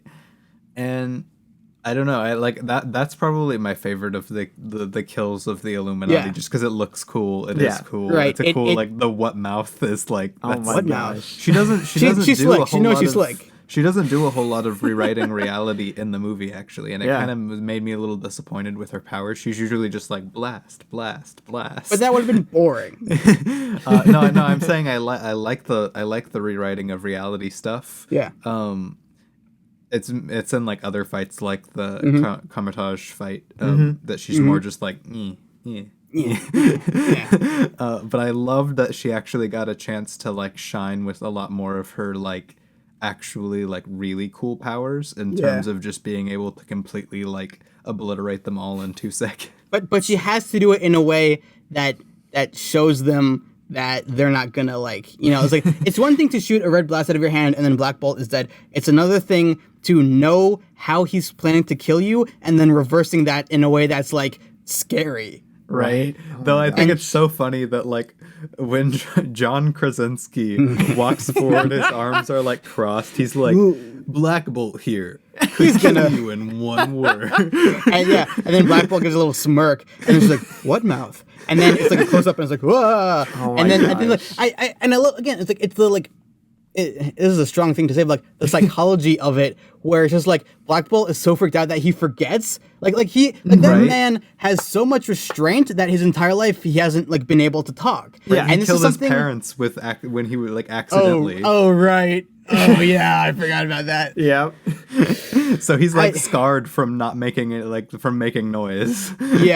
Yeah, I forgot about that. But like he's had so much, and that was when he was like 12. So he's like grown up. So let's say he's had like 25 years to like basically say very few words. Yeah. And make very few noises with his mouth, and he has like that. Like that's a serious rewriting of the human brain to control yourself in that way. And the fact that what Wanda did freaked him out so much that he let all of that go and it killed him is like more powerful than any superpower. It's like that kind of manipulation. Yeah. Right. Absolutely. And then that's why it's because the other kills, they're pretty cool. I think the Patrick Stewart one is like really cool. Yeah. Yeah. But like, I mean, Mr. Fantastic, he just kind of unwinds. And like, how do you come up with that? It's like again, like how do you write that on paper? It's like, yeah, okay, so she like throws out her hand and he goes up and he stretches out and then he turns into like string cheese and then his like head pops. Like that's not a thing you come up with. That's just like I don't know. Yeah, and then like you have Captain Marvel, which for some reason she just gets like, I don't understand why she just gets like crushed. Like why didn't she move? Yeah. That's one of those things that's like, it's not as impactful, but it is interesting that she's crushed by a giant statue. I don't know if it's of her or of like some sort of like mythic god or something. Yeah, just like, you think you're she's introduced as like the protector of the universe, and you have this giant god statue, and it's like, no, you're crushed now. Yeah, no, I didn't notice that actually the first time I watched it, but on the rewatch, I was like, she's crushed right under the skull of like this insanely large statue. Yeah. And then it's saying like you're insignificant. Yeah, exactly. And then Agent Carter, Peggy Carter, she just gets like sliced in half. Which it doesn't even. I wish it showed. This movie isn't rated R. I was thinking about that. I don't know if it's a censor thing. I like that it didn't show it because it's the like the psycho shower scene thing where you don't see her get stabbed, but you feel the impact of everything happening. That what you imagine is way worse than what they could put up on screen, and that's going to be like a better effect. When you mentioned that the second time around when I watched it, I was like, dude, I just felt that. Yeah. And all we can see is just like her face and shoulders. Yeah. And you know that she's been cut in half and like you don't even see like her torso fall to the ground. Exactly. You see her fall out of frame and you maybe like hear it and you're like, that's disgusting. Exactly. Yeah. It's just like the shot is just her on a green screen, but you feel like that's terrible. Exactly. That's just a terrible way to go out. There's just and I keep coming back to this, but it's really one of the big reasons I love it so much. There's just so many small moments of this movie that make me so happy and make me feel like someone put so much thought and love into this movie. They didn't care. Sam Raimi didn't care that your Marvel fan theories aren't being met. Sam Raimi cared that when you were watching the movie, you go, ah ha ha, yes. Exactly. Which happens so many times. And the thing that whole scene again, it kind of reeks of like shot on the green screen, didn't know what they were gonna have, figured it out in post. The lines pause for clapping. Yeah. Oh my god. And there's one shot in the fight scene that, again, it's this little thing where for some reason that it makes it feel like a real movie, even though the rest of the scene doesn't feel like that. There's a shot where she's about to get Captain Marvel, or Captain Carter, excuse me, where where Captain Carter is running across, and it's like it gets quiet, and there's a sort of like a long lunge shot, and you just see like the bottom half of her. First of all, good setup to like illustrate like her being in two parts. That's good filmmaking. But something about that shot is like a little bit shaky, and you know that they were in a real space of some kind, because it's like that thing where in the new Spider-Man where they wanted to do like the Raimi a dolly zoom vertigo shot, but they didn't do that, and people like there are two camps of that where some people are like, well, this is so bad because they're not in a real set, and so it doesn't make sense, and it's not a real thing. And there are some people being like, well, with special effects and with green screen, you can still do that. The key thing, which I've only seen one person mention, is that both of those are valid, except for the fact that they didn't do an actual dolly zoom against the green screen. Exactly. Which still would have distorted the face. It's just, it feels like a Ken Burns thing where it's like, they're like, it zooms in a tiny bit on the actual like Spider-Man, and then the background just like expands, and it's like, that's not a recognizable thing. And again, like if this were like Speed Racer or something, well, there's a comment being made. But this is trying to say we're trying to replicate a thing that exists and we're not doing it. So again, it's the sort of thing, and there's a better version of that in this movie shortly after this. But something about that shot of Captain Carter just like running, it's like they thought about it, and they placed the camera, and Sam Raimi knows how to use a camera to make you feel something. And then of course the final kill of Patrick Stewart as he's trying to save Wanda in her mind, and Scarlet Witch, there's like a red cloud and she jumps up behind him, and this is so quick you can't even see it unless you pause it, but like in her mind vision thing, she is full on a monster. She has like white skin and sharp teeth and glowing red eyes, and she has like become the scariest version of herself. Exactly. And she like snaps his neck, and then you cut to like the not mind, the real world, and Patrick Stewart is like, oh, and he like collapses and he's dead. Yeah, no, and I saw and he'll be back in the next movie. I saw somebody make a joke about the fact that like if Sam Raimi had full control, she would have looked like that the whole movie. Yeah, that would have been interesting. Yeah. But yeah, no. Do you guys have any questions? Because I just wanted to bring that up because I think that's a very interesting point in the movie in terms of just like kind of its peak MCU-ness, while also really kind of it undoes it though. How Sam Raimi kind of dealt with that on a filmmaking level. To talk about the MCU is to open up a can of worms that people both smarter and dumber than the three of us have gone into in great detail. Do I have anything new to say about the MCU? No. They kind of mean something to me. I'm getting worried. I'm getting a little tired. I have enjoyed all of this stuff. But I think an important key thing is that the MCU movies, I enjoy them. They don't inspire me on a creative level. I don't see, I have to pick out which one I'm going to talk about. I don't watch Ant-Man and the Wasp and think, oh, this is a clever use of filmmaking. I want to implore something like that in my work. The exceptions being, of course, like Guardians of the Galaxy 2 and this movie, and like, they're like bits and pieces here and there. There's good stuff in Black Panther. There's good stuff in all of them have like good bits. But to fully sustain that thing for an entire movie is not something the MCU really has, and this movie more or less has it. At least has the most of it, and it's like that's exciting. It's like I think about this movie exactly. And I think the old MCU movies kind of had that a bit more. I think really they've only become quite as soul-suckingly dry since streaming became big. There's something to that.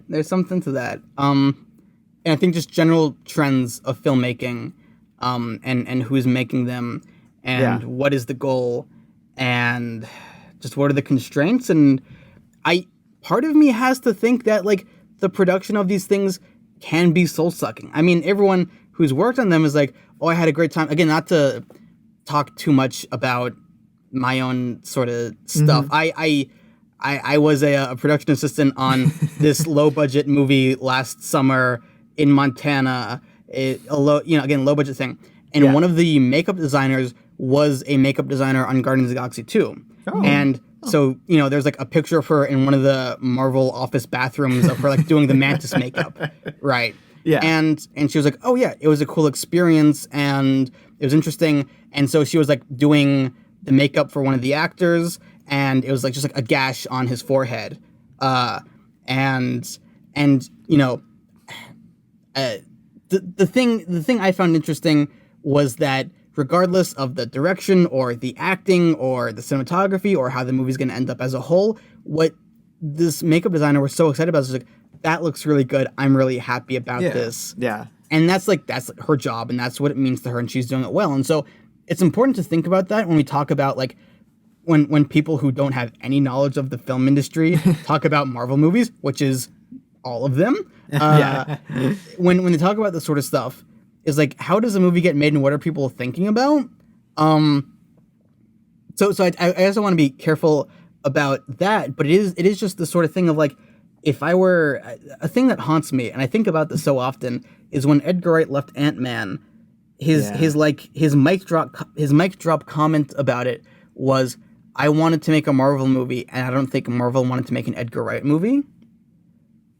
And there's something to that where it's like, as much personality and voice as you might have, and as good of a director as you might be, it's like, I've seen Creed. I know Ryan Coogler can direct action scenes better than what happened in Black Panther, and that's really frustrating. I think that's a problem on Ryan Coogler, because I think he's really talented and one of the best directors of his generation.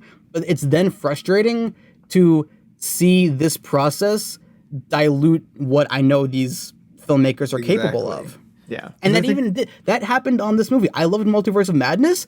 I know it's not what Sam Raimi is fully capable of. It's just an example where it shined through the most, and it made me happy. Yeah, I think that's what makes the MCU such an interesting topic in terms of talking about filmmaking on a whole, because people put work into this. People put love into these movies. People love working on stuff like this. People try really hard.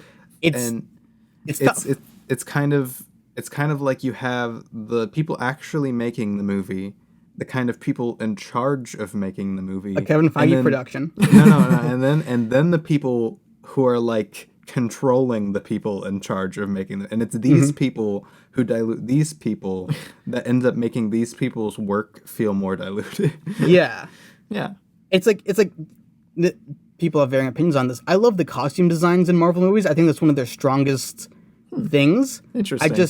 I don't, for some reason I'm really struck by like all the costumes in Marvel movies. They always sort of feel like, oh, this is like how this kind of outfit would come together in this world. Yeah. There's that meme of like the super like detailed militarized whatever, but it's like, listen, we have to maintain some sort of idea of how this kind of thing looks. Yeah. And in this movie, it's like the Doctor Strange outfit is like these kinds of robes put together. It's like, it feels like an outfit. Yeah. And it happens to be like graphic and iconic and interesting to look at, but it feels like an outfit. And like someone worked really hard on that, and I think it paid off, and I like all the little like beads that are sewn into the fabric and all that stuff.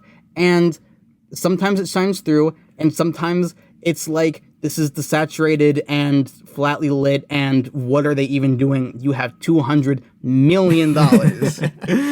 It honestly, like, because I know a lot of people are really weird with the MCU. A lot of it's film Twitter, terrible place to be. In general, yes. And people get so like weird and mean and kind of back and forth in their cultural war about these movies. Once again, the MCU does not need our defense. They are doing fine. Exactly. But I think it's something that people kind of forget about when looking at movies like these in general, is just that there is a lot of craft put into them no matter what. people Sorry, are working finish your on thought, but I have these. a. But what makes them, what gets me is I feel usually like really sad watching an MCU movie that feels this way. Yeah. Because like I'll watch a movie like this and end up feeling kind of sad and disappointed because it's not everything that I know it can be from the really talented people working on it. Even some of the worst like more worse ones in the MCU, like take something like Ant-Man and the Wasp. That movie's kind of not It's that fine. great. Yeah, I don't think it's bad. I don't think it's bad. But it's fine. And like with that fine quality, it ends up becoming one of the most forgettable movies I've ever seen in my mind. And that makes me sad because I like those characters and I like the people working on them. And I like the characters. I like the dynamic. I love it when the building shrinks and it had like the thing turns little into handle. a thing. You can put, that I love when Paul Rudd is like kindergarten size. Those are amazing things. I don't think about them a lot because like the whole like if those were in a movie that was constructed in a way and crafted in a way, those would be like standout great movie moments. Right. Exactly. Like if this like if that movie was like made in the 80s, it would be like iconic. Yeah, exactly. Yeah. Because those are like really good ideas. Like again, these people are having really good cinematic ideas, and something about the whole system doesn't allow it. So I don't know how many people know this for the listeners out there. There is a film director by the name of Martin Scorsese. He's done some notable work, and he's really talented. No, he and hasn't seems really like done much. He's a cool guy. He made this movie Hugo 10 years ago or so. Great film. Anyway, so he wrote an op-ed in the I don't know how many people know this. Newspapers are back before the internet. You would have to get your news on a piece of paper, and one of the biggest newspapers in America is called the New York Times. And an op-ed is where a person comes in and expresses an opinion that they have, and it's not like journalistic integrity so much as it is just someone knows someone at the New York Times. Yeah. Marty talked about Marvel. Well, actually, no. What he was talking about was Federico Fellini, a great filmmaker. And he was saying when you go to see a Fellini movie, which I've done this week, I don't know how we're going to talk about this later, but I saw Knights of Cabiria. Fantastic film. It feels special. It feels like an event. All this stuff. When he went to see that, I can't remember if he was talking about going to see 8.5 when he was a young person, like around our age. Mm-hmm. It might have been 8.5. And he was like, this was an event and people talked about it and it was really cool. And then he's talking about the MC movies, which is, this was written like December 2019. People have not shut up about the Scorsese thing, which means it's struck a chord with them, clearly. Yeah, he was onto something. He was onto something because the Marvel fans are mad. And in that article, if you actually read it, he's like, it's not that they're even poorly made, which some people would argue that they are. He's like, it's disposable. He's saying like a lot of talented people work on this, and you need to like. Pretty much no one sets out to make a bad movie because you have to work harder than anyone else to make a bad movie. And you need to work harder than that person to make a good movie even. Yeah. So like the fact that a Marvel movie exists is an amazing feat of organization and, the cinematic universe is insanely impressive if you think about it. Just like from a logistical standpoint, like how do you put that together? But a victim of that is that it's disposable. And, I think I made a joke earlier about, I don't know if I made this joke earlier. I was like, okay, so I saw Doctor Strange on Friday early afternoon. At that point, it's like no one cares about it anymore. Because the point of the Marvel movies is you see them, well, now they're showing on Thursday at like 4 p.m, which is silly. Because people have like work and people have school and they can't go at 4 p.m. You're making it for literally like the children now. My apologies. I don't want to offend anyone out there. I don't know your life, and I respect your decisions, probably. If you're going to see, say, Thor Love and Thunder at 4:30 p.m. this coming Thursday, why? I'm even like not super happy with myself and I'm going to see it at like 7, But it's like 4 p.m. It's just because you have to be the first person to see it, and they have it at 4 now. Anyway, but yeah, it's like the thing about MC movies, and you see this with the show, and you see this with streaming. we even see this with like the Star Wars stuff now. I didn't watch Obi-Wan Kenobi. I have no opinions on that. I watched the first episode. I didn't watch the second episode. I have no opinions on it. No thoughts. Head empty. You have this thing where it's just people work so hard on these movies and they are irrelevant by the time the next one comes around. And that's part of why they need to keep cranking them out. But the more they crank them out, the more they get diluted and the more they mean less. Mm-hmm. Yeah.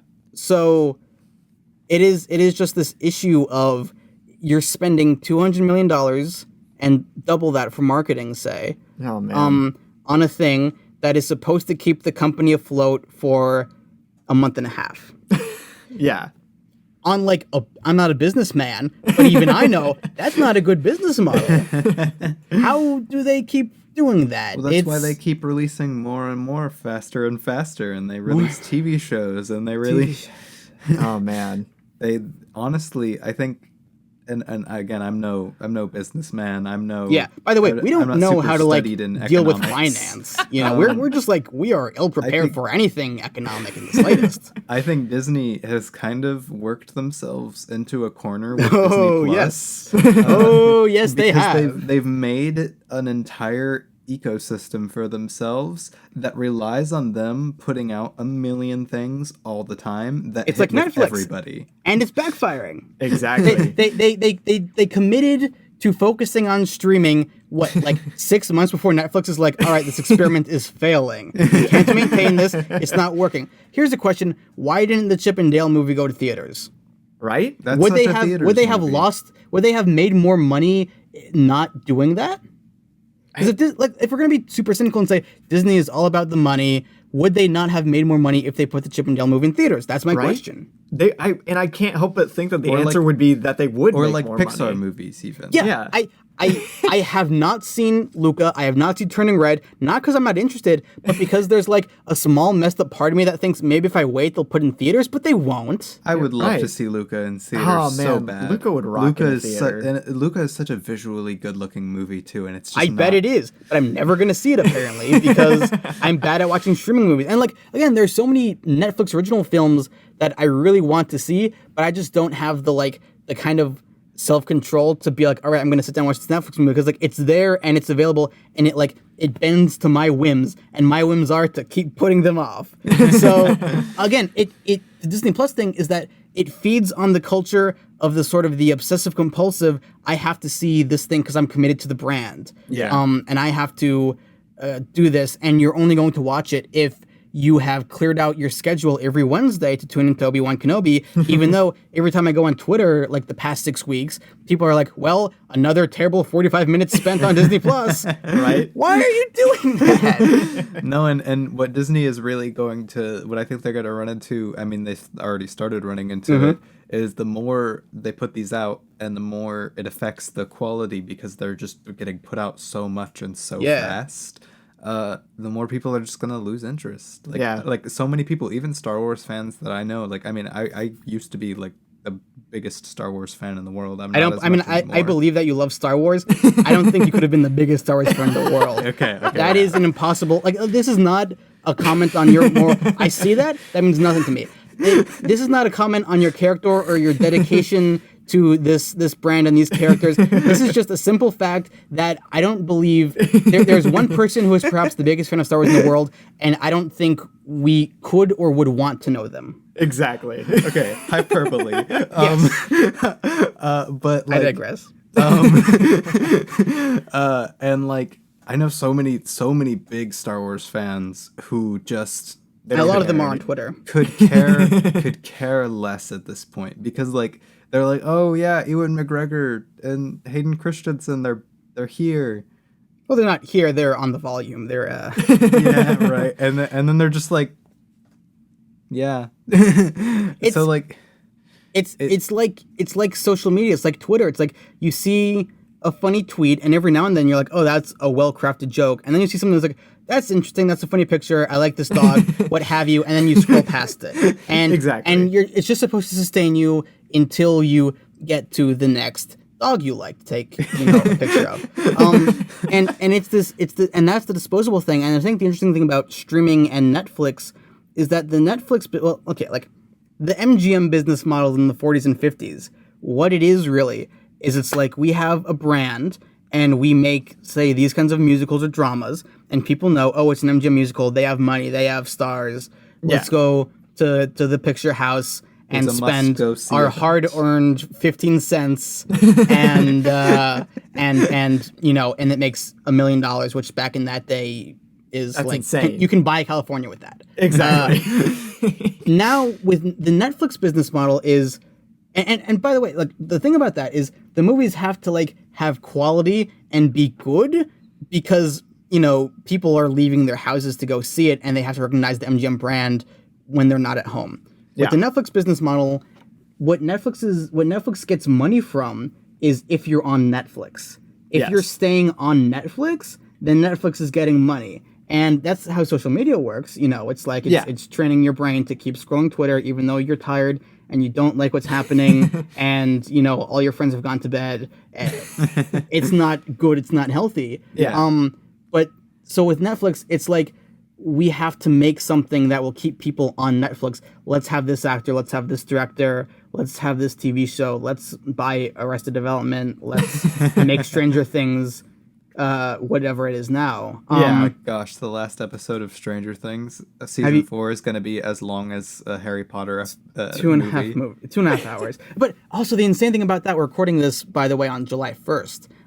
When the Stranger Things drops. I've only seen the first 3 episodes of the 4th season, so I'm behind. But they're like, the Duffer Brothers apparently uploaded the final visual effect, like 20 shots in the finale, where the final visual effects were uploaded yesterday morning, which means that they're not even in the Netflix server yet. So the people who like stayed up till 2 a.m. to watch the finale, we're seeing shots that were like 99% complete. Yeah. Which probably isn't a big deal, but also it's insane. That's crazy to me. Insane. Yeah. So they're trying to keep people on Netflix. And then if Disney is following a similar business model, once again, full disclosure, I don't know anything about business. I just know what sounds stupid to me. Even if it's good business, I still think it's stupid.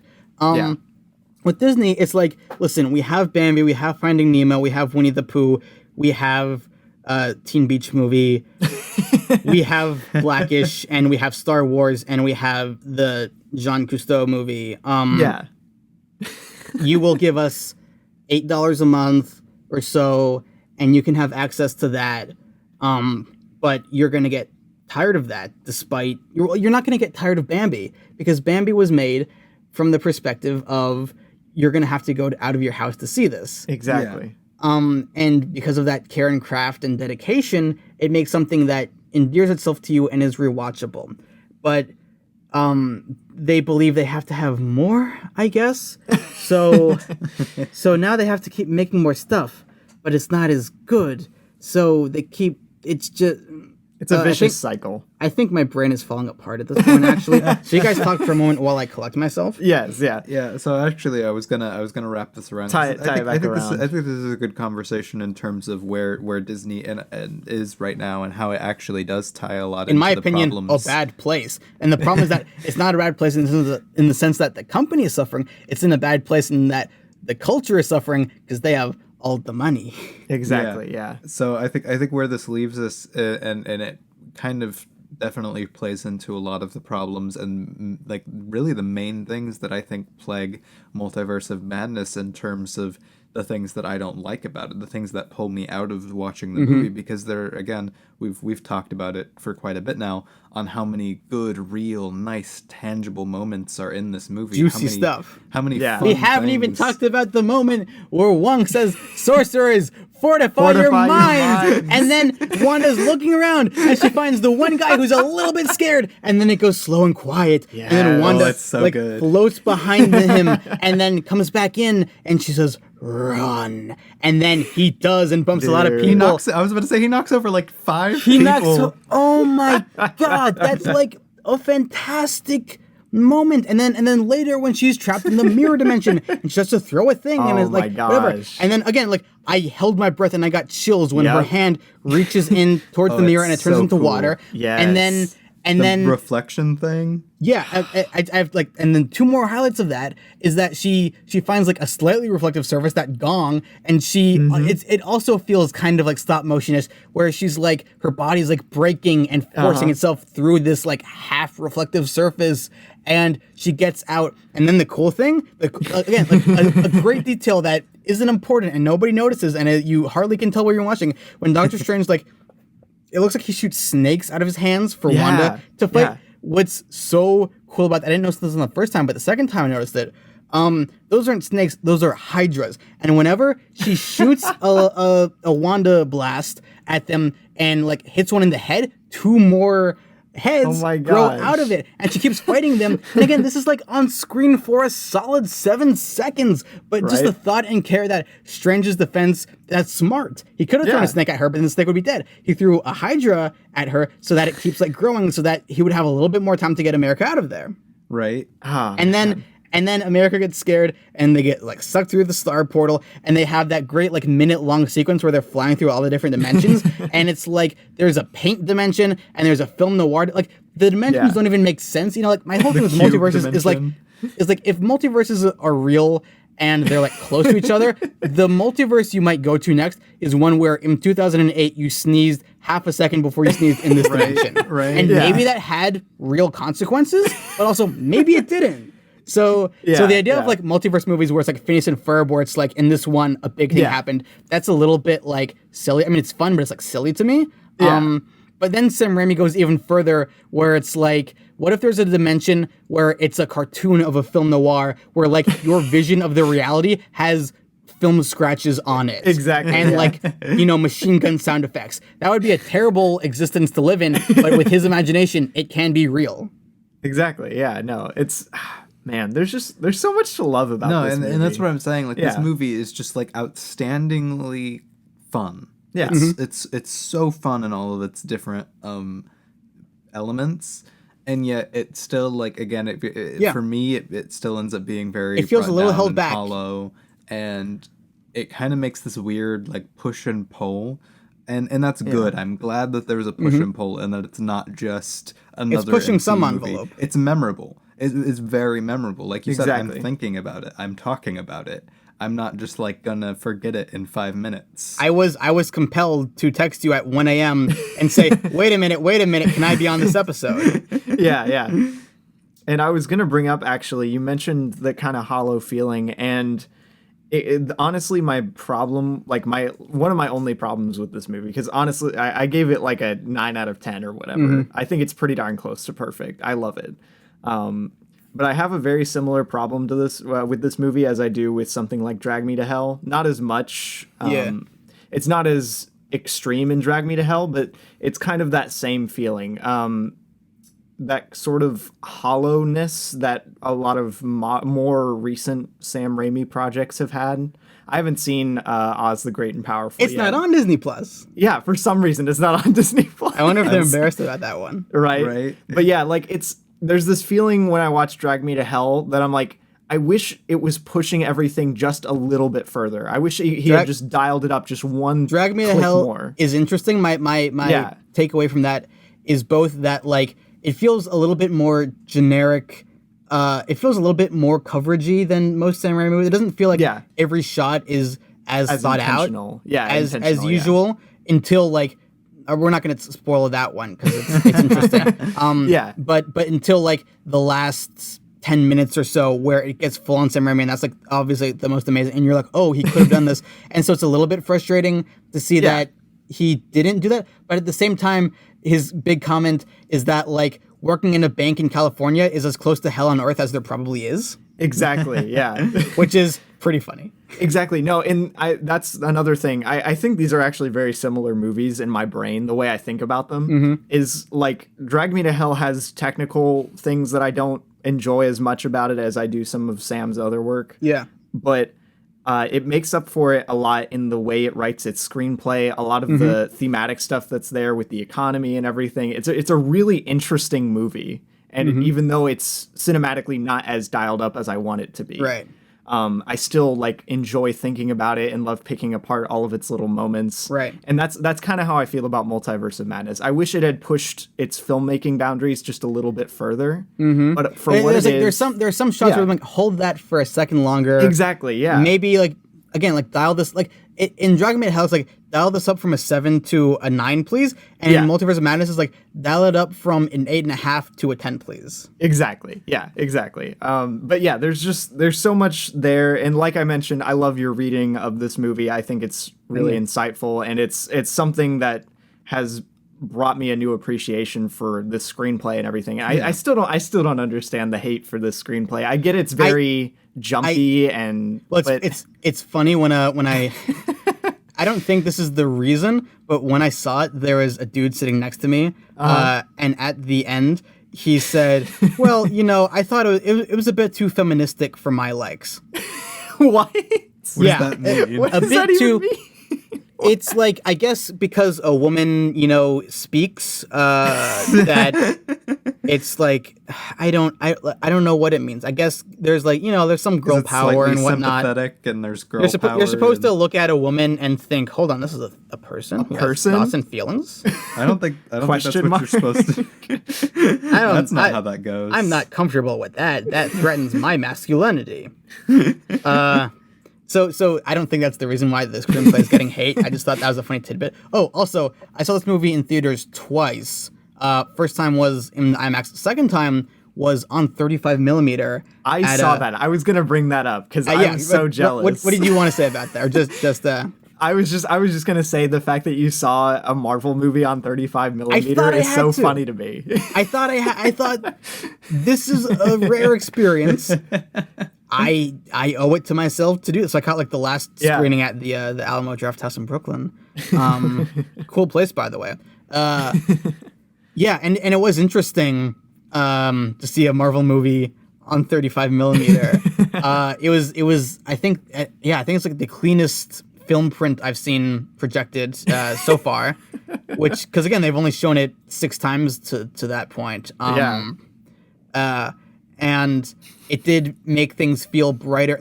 Here's the thing. This movie feels more alive than any other Marvel movie. Absolutely. It feels, it's like, and the film projection helps that, where it's a little bit, like shaky and stuff. And even like maybe there's a bad green screen composite or what have you, but even like that is helped by the fact that like something about the film projection process makes everything merge in a way that's more pleasing. And even if you can recognize that's not a great green screen composite, it feels like there's an object you're exactly. It feels like you can reach out and touch a movie when it's on film. Yes. Yeah. Film is so nice. It's very nice. But yeah. I also saw Joker on film. That was a bad experience, but we're not going to talk about that. Micah mentioned, this is really the last thing that I felt like I needed to talk about. Micah mentioned that one of the things that pulled him out of the movie was the VFX and everything, and how he wished they had. I mean, this is a big problem. I wish they were Sam Raimi VFX. I was about to say, this is a big problem on a lot of modern movies, not just Marvel movies.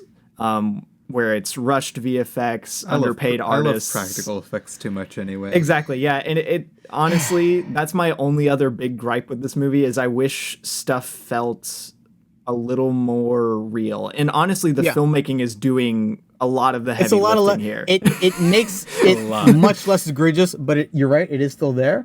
Yeah. I think with that, it is kind of just like, but at least some of it is more creatively designed, and the sets are like pretty good when they have them, and when they're not, it's just a little bit like, all right, we have to be patient for 3 minutes until we get to another good thing. Exactly. It's a little bit like you get like little cookies along the way that keep you till the next cookie, so you're still watching. And even with some of like the more blah CGI things and stuff, there still feels like there was a lot of care put into it, into the final product, more so than even a lot of VFX with probably just as much care put into the pre-production. Yeah. Because like, take like the demon monster thingamabob from the scene where America first comes in. Like they used like Elizabeth Olsen's retina and eye for that monster. No way. Yeah, the scan, you can tell actually looking at it. Oh my god. The second time around I was looking for it. I did not know that. That is like incredible. her eye. and it's so cool. That is. Oh wow! Exactly. Oh my god! That's a movie right there. So there's like even if it I Wow. don't know, it's such a jumbled mixed bag for me and how I feel about this movie. Yeah. Which is good. That's yeah, good. it is good. With that, it's like the kind of cobbled together nature of it makes it feel, well, clearly less homogenous than other movies, and therefore you get a sense of like people making it and like fighting for things. And it's like even if it doesn't feel as clean as some other films of this caliber, it's like the cleanness of those films is what makes it less interesting. And it's like the fact that like, oh, this is more thought out than this part. You're just like, someone is like struggling to create this experience, and you connect to that, and that's like good. It's exactly. Good. Yeah. It's Micah mentions this about one of his favorite YouTubers, one of my favorite YouTubers too, Breadsword. He mentioned that flawed art is often more endearing to the viewer than like a technical masterpiece. His entire shtick really as a that's his thesis as a commentator and critic and everything. Is that he likes flawed art so much more than absolute perfection because it shows its humanity so much more. Right. Yeah. That's why I like Tenet more than Dunkirk. You know? Yeah, me too. I'm glad someone else. I found someone else who feels that way. Yes. Yeah. No. My whole. I don't want to get into Christopher Nolan because I'm sure we'll have time for that some other point. But the whole thing with Christopher Nolan is I've always sort of felt like this guy. He's why is he making movies? I don't know. It's like I feel like his interests in movies are not things that make movies as enjoyable. As you know what it's like, you know, I don't know. It's I appreciate what he's doing and the space he's creating, and I hope someone more interesting will come in to take advantage of that. But for the moment, like the thing about Dunkirk is like I don't have any problems with Dunkirk except that like the first 7 minutes are really great and the last 7 minutes are really great and everything in between that is perfect except that I don't care about it at all. Yeah, that's how I am with Dunkirk. And Micah likes Dunkirk a bit more than I do. It's not my favorite Nolan by a long shot. I do like Tenet more than Dunkirk. Yeah, right.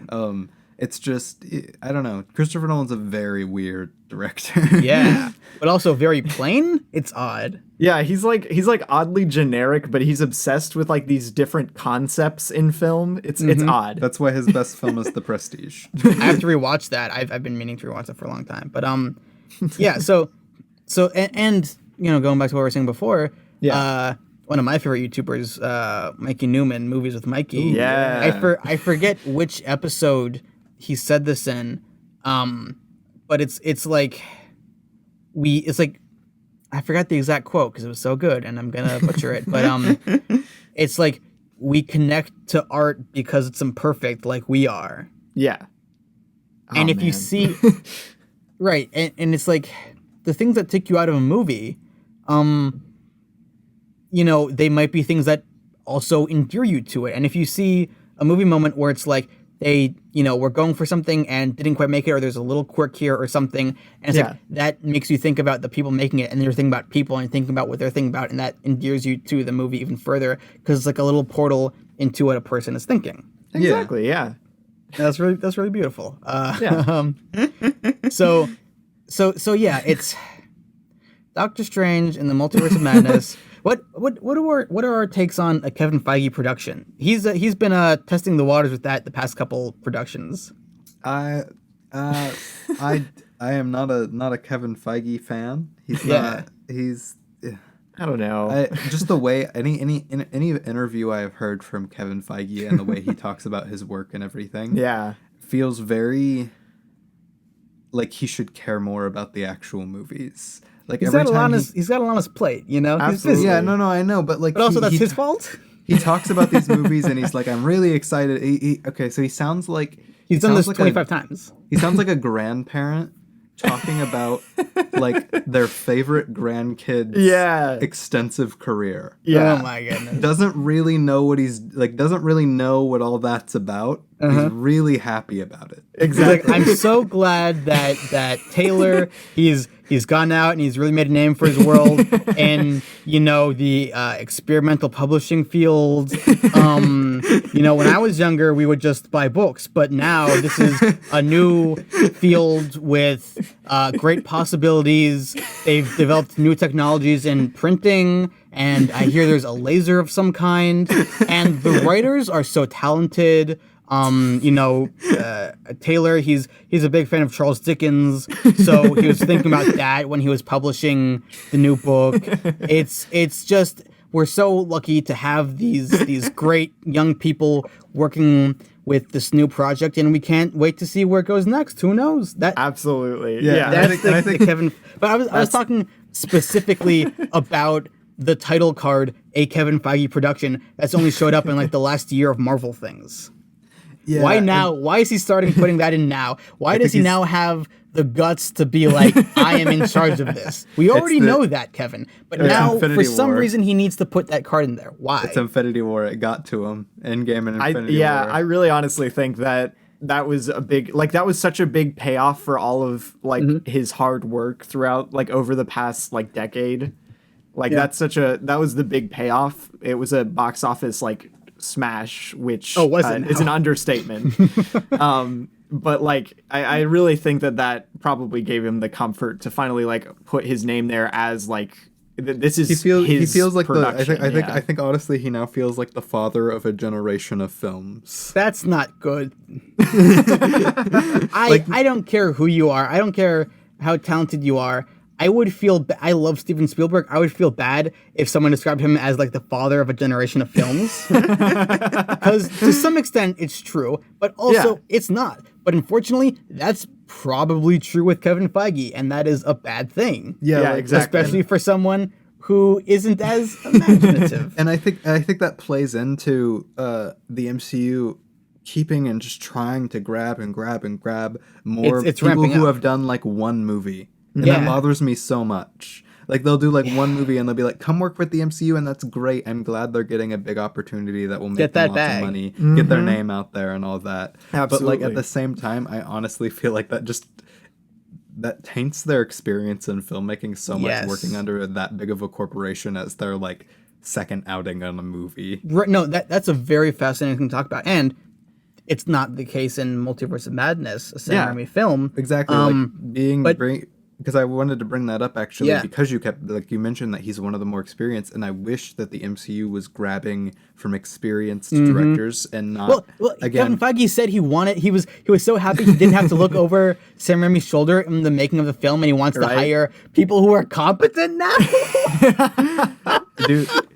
Dude, that's Kevin Feige's big takeaway. We want to hire people who know what they're doing, so I don't have to pay too much attention. Yeah, because which could be good. I think that's what boosted his ego enough to get him to put the Kevin Feige production. Because with all of these young directors, I feel like he's thinking yes, come to my circle. I will get you into filmmaking. I will start your career. I will make you a big name. And it's bled out in very unfortunate ways. I mean, it starts out it's mostly MCU stuff where it is people who are 32 years old who have directed 2 movies that cost $15 in a peanut butter sandwich. And I mean, that might have literally been the budget of half of John Watt's YouTube short films. Right. And then it bleeds out to the point where some of our most exciting filmmakers under the age of 40 are they have to do the similar thing, and not even within the MCU, but within every brand of filmmaking. We have we have the Barry Jenkins Lion King prequel. Oh man. Because the thing with Barry Jenkins is it's he cares about where the camera goes, and he cares about human facial expressions. We're talking about a lion that does not exist, and you have to elicit emotion from that. And maybe it is a good script. He said it was a good script. I believe him. It might be I'm not doubting that he read a good script. What I'm doubting is that what makes him a great filmmaker perhaps isn't conducive to that. However, get that bag. However, this is unfortunate. Yeah. And then it's like, okay, Greta Gerwig, she had a kid in the last couple of years. That kid needs to go to college. Noah Baumbach is making a movie about a professor of Hitler. So she's kind of like, I guess the kid needs a college money. Fair enough. I respect that. I hope the Barbie movie is everything it's cracked up to be. I am so excited for the every Barbie. more thing we learn about it is interesting and exciting. There's a video, and I'm like, from the set, and I'm like, oh, is this not going to be PG? Maybe not. Right? That's deeply like I was thinking about this yesterday. I'm like, if it is PG, okay, they're pushing boundaries. That's cool. If it's PG-13, that's interesting. What are they going to do with that? If it's R, whoa. If it's R, I'm going to like I don't know what I'm gonna lose my do. mind. Yeah. It's gonna be Yeah. crazy. I'm excited because it could be anything. It could be I'm anything. so excited. Greta Gerwig is such a good up and coming filmmaker. She's incredible. But again, it is a little bit unfortunate that like this is what she has to do. And she also wrote the live action Snow White movie. Yep. Yeah. Similar thing. It's get it's that kind of bag. unfortunate. It's both unfortunate and not. Where it's like Rachel Zegler, I would be willing to bet is the biggest movie star of our generation. That is not an unreasonable thing to say. Yeah. She No, has I would agree with that. Not maybe currently in terms of like fame, but like in terms of skill and actual like camera presence and just all this stuff. In 20 years could be like the biggest name, and she had one of the greatest film debuts maybe of all time. Right, And what she has done since is the Shazam sequel, which I'm sure will be fun, and she's going to be live action Snow White in a movie that's probably not going to be as good as it should be. And And she's going to be in a Hunger Games prequel, and we're kind of all seeing IPs. we're kind of seeing the repercussions of like she was born like after 2000. That's like a pretty good cutoff generationally, where people in that like that's how old we are more or less. It's like we're seeing the consequences finally of people who grew up in the IP like washing machine, where you just throw in a Ghostbusters t-shirt and like put it on the cycle again, and like the color kind of bleeds out every time you do that, and the logo gets kind of like cracked and faded.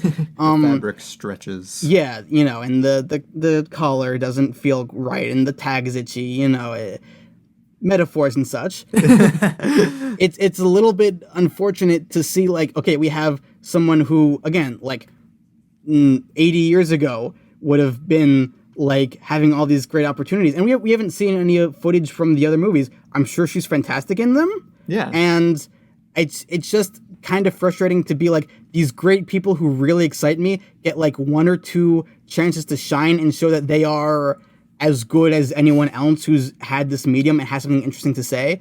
And then because of the way things are formatted, they have to do something that, like we were talking about earlier, is inherently going to dilute them, even if it's a little bit, even if they're only diluted a little bit, that is a crime.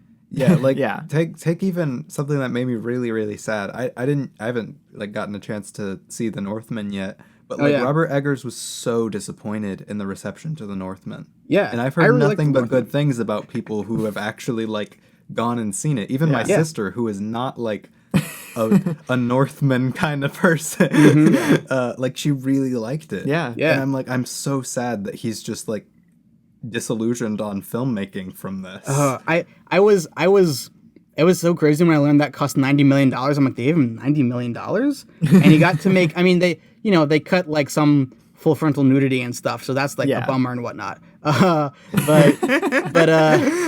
I mean, you know what Robert Eggers likes. He wears his inspirations on his sleeve.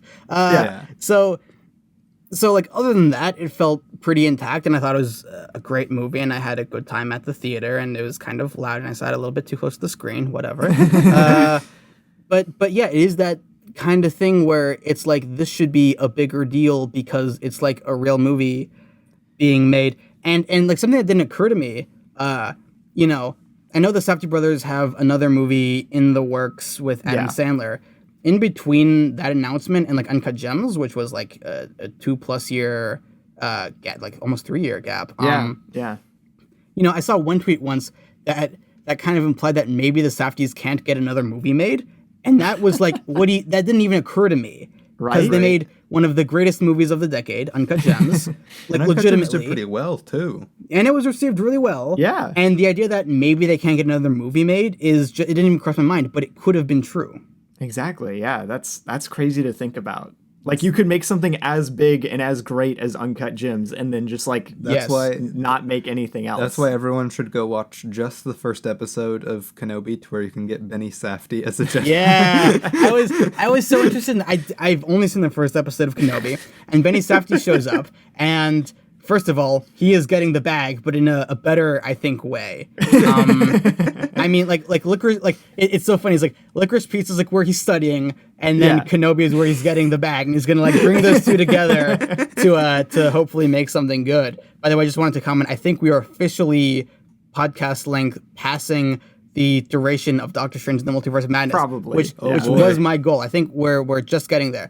We're just over 2 hours now. Yeah. So, yeah. So, Oh boy. So, first of all, if you're still listening, wow. Shout out to you, Good I guess. job. Well, You did yeah. it. I hope your laundry is going well and your commute is going as smoothly as possible. Yes. So yeah, it's frustrating. Listen, we're young people. I don't want to speak for you guys. I want to work in the movie biz, Hollywood, the city of 1,000 stars. I'm assuming you guys do too in some capacity. Absolutely. Yeah. Yeah. Writing is really more my shtick. But Sure. That's Yeah. a job that could pay for groceries. Good. That's all you Exactly. need to have, really. But it's so frustrating to then see people who are like, of course you have like a Billy Wilder who died like right before we were born, and it's like, he's a great inspiration and he's a great filmmaker and he was able to make so many amazing, interesting films. And, there's a disconnect there. And you have some people who are older now who are still making things, and bless them, they're fantastic. Yeah, I saw Crimes of the Future recently, so good. Yeah. Man, how old is he now? Cronenberg has to be he's in his like 80s or 90s now, right? Yeah, but he had, I don't think 90s, but he has Maybe not. He has like really gnarly wrinkles. Like he looks like someone Yeah. named David Cronenberg who makes horror movies. Like you picture that and it's like, yep, that's him. He looks like he looks like if David Lynch fell into a puddle of toxic goo, which is what you want him to look like. He's making Earman in his 80s. Yeah. So you have those people, and then you have the people who like hypothetically, not to like fantasize too much, but it's like, okay, could I then years from now become friends with someone who I admire who's like working, who's in their 30s or 40s, right? If you could like, and that happens, it's like Wes Anderson is friends with Brian De Palma or something like that's like a thing that happens in theory because artists are attracted to each other. Yeah. To then see these people who are like inspiring us and being like, wow, that was really insane.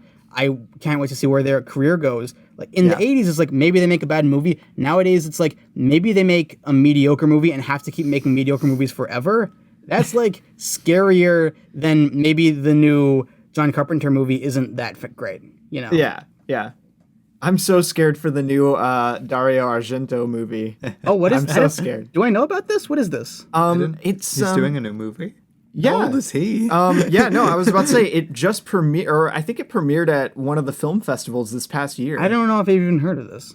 Yeah, no, he's doing a new movie. It's what is the name of it? I can't remember for the life of me. But yeah, like I love Suspiria and I can't wait to watch more of his stuff. But like the Dark Glasses. Yeah, Dark Glasses. Interesting. And I'm so scared that it's not going to be good, just because of, like we've mentioned, like we've been talking about for the past like hour, the modern landscape of movies and the way it relates to Multiverse of Madness. It's very interesting and kind of depressing and scary. But Yeah. He is 82 years old. right. Making movies. Argento or Cronenberg? Argento. Oh, okay. Yeah. I thought it would have been older, but that okay.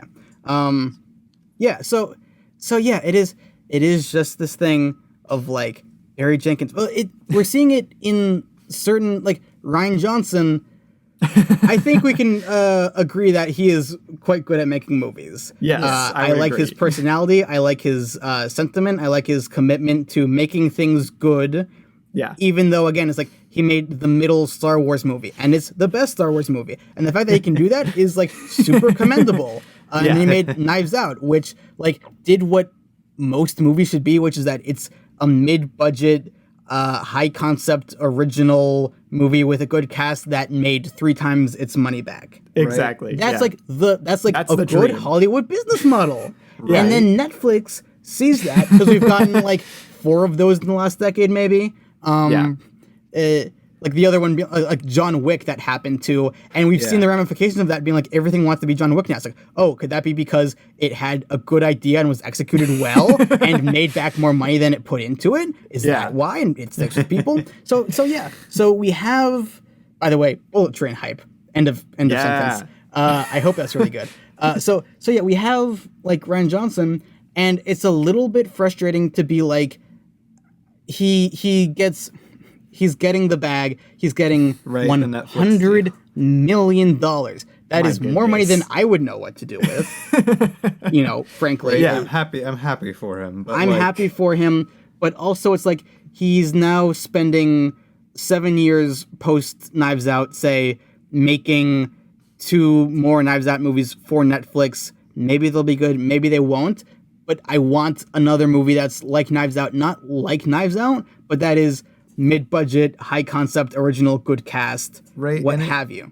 And it kind of makes me sad because, like, not only that, like, Knives Out was kind of a perfect storm in Rian Johnson's career, and the fact that he had been working on that movie for like decades. Yeah, that was like his passion project. It was like his La La Land. It was like essentially. Yeah. Oh, Babylon hype. End of sentence. Yeah. Oh my goodness. But like. And that was always kind of my thing with being cautious with any Knives Out sequel in general. Like, I'm happy that he's getting to make more of these. And but it's a Netflix movie. I love Benoit Blanc, too. But, like, at the same time, I cannot see, like, it being the same by Netflix, by a Benoit Blanc sequel mystery. I was so freaked out. We've only seen like one shot from the movie. It's like all the supporting characters on the ramp to the boat, and then the camera like pulls out and Daniel Craig turns around. And the shot, like, I don't want to get into my Steve Yedlin rabbit hole. It looks good. It looks all right.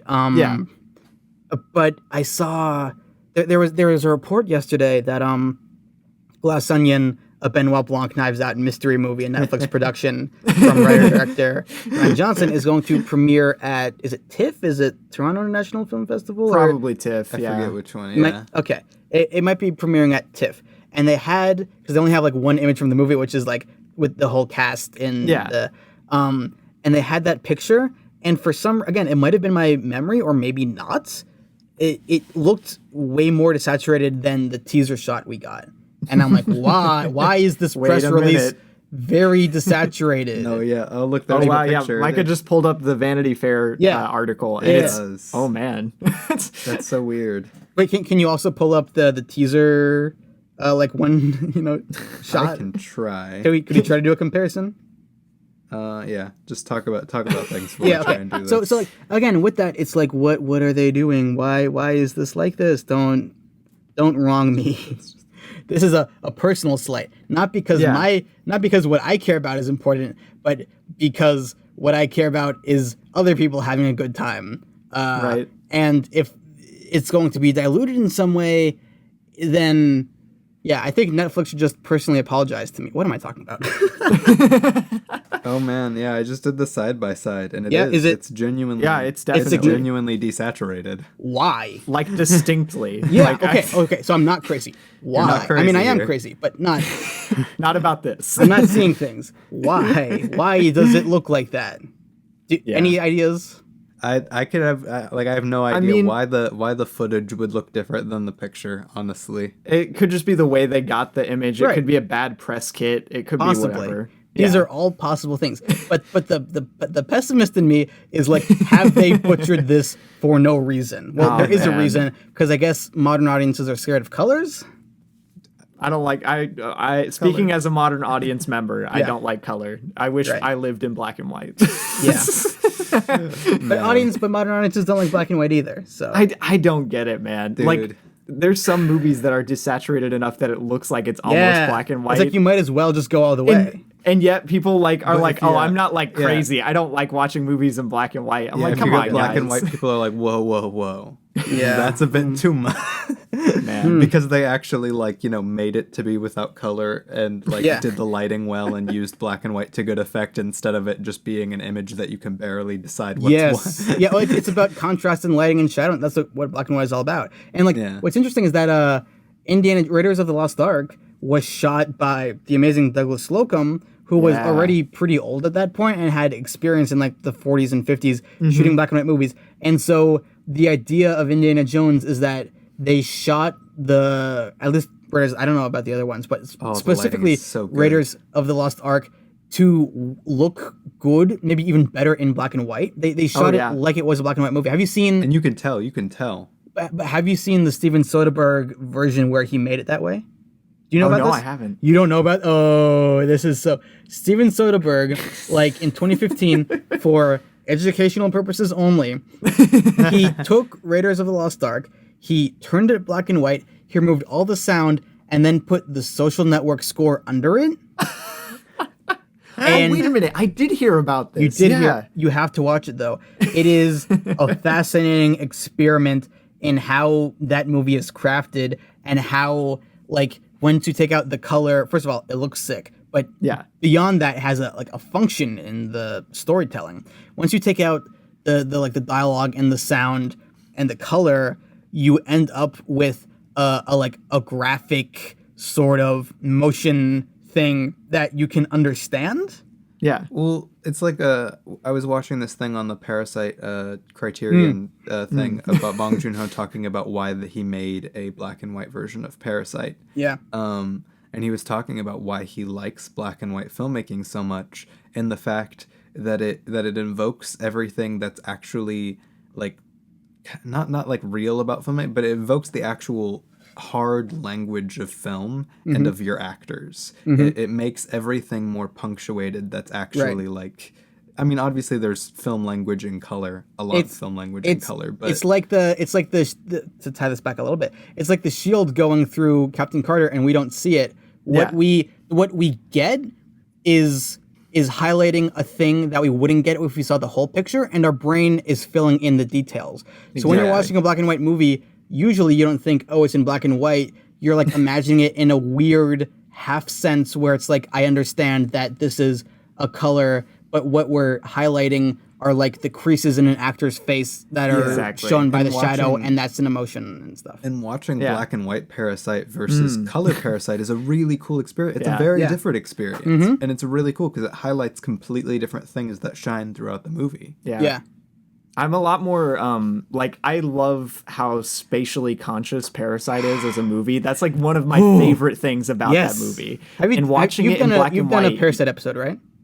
Not yet. No. You haven't? No. But watching it in black and white, you can feel the camera moving. You're nailing beautiful. it. You got it. Yes. Exactly. It's just I don't know if I prefer the black and white version of Parasite, but it's just... They're very different experiences. Exactly, yeah. It's just a very different thing to watch.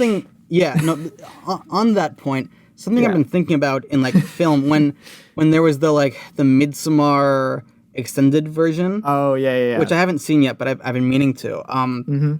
It's this sort of thing. I don't know if Ari Aster said it or if it was said in some sort of article, but it's it's not that this is a better version of Midsommar, it's just another version of Midsommar, and hopefully they meld in your head in a way where this version works better in this way and this version works better in this way, and they're detractors, but if you see both of them, there is a third Midsommar that could not exist in your head that has the best of all the elements. Yeah. And that's the thing where it's there's a deleted scene that's really good in a movie. And it's if it was in the movie, it would take away from it. But the deleted scene has good stuff. And if you see the deleted scene, you have that in your head and it's processing with the version of the movie that flows better.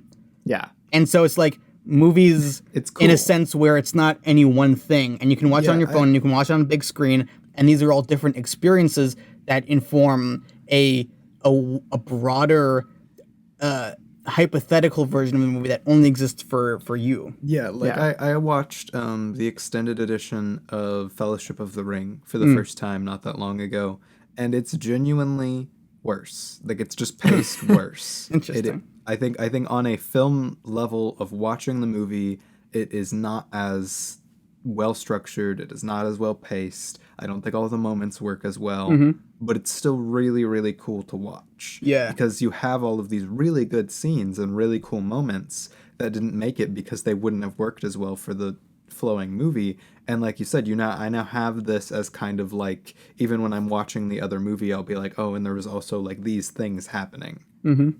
So it creates, I think it's a more enjoyable experience now watching Fellowship of the Ring now that I've seen the extended edition, even though my choice of what to turn on would not be the extended edition. Yeah. Exactly. It's movies are pretty cool. They're neat. They're fascinating. Exactly. We don't really know what they are, but one thing I can confidently say is that the issues arise when you try to make it any one thing. Yeah.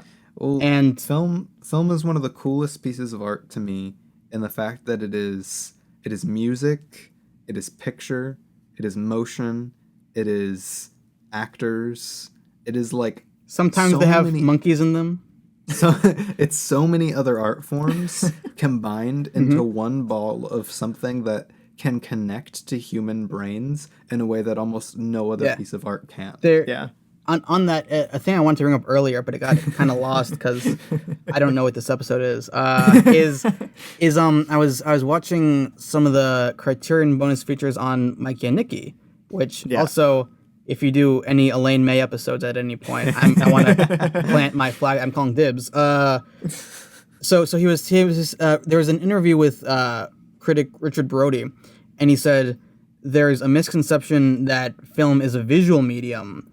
And it's actually a metaphysical medium in that it is visual. It's like a 2D image on a screen of some kind, and there are sounds.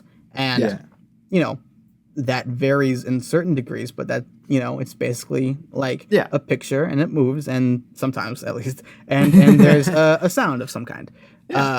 And it creates a world in your brain that could not exist in any other sense. And how do you use that? And there's a sort of a danger of thinking of film both like less metaphysically and also too visually in a way. Like I think some of the divide is like with film Twitter people. It's like, okay, we have the Marvel defenders, the Marvel stans, the MCU heads, the Feige bros, all those people. And what they're arguing for is like film craft isn't important as long as I get like my stories or whatever. And it's like we don't have. It's like, oh, you're complaining it doesn't look like Seventh Seal, except they wouldn't say that because they wouldn't know what that is. Or some people saying that. No, I only said that because there was some person who said that the new Thor reminded him of Seventh Seal. Did you see that? What? Oh my gosh! There was some person who was like, oh, it's like Flash Gordon and Seventh Seal and some other like Criterion type movie. That's funny. I'm not gonna get into that, but oh boy.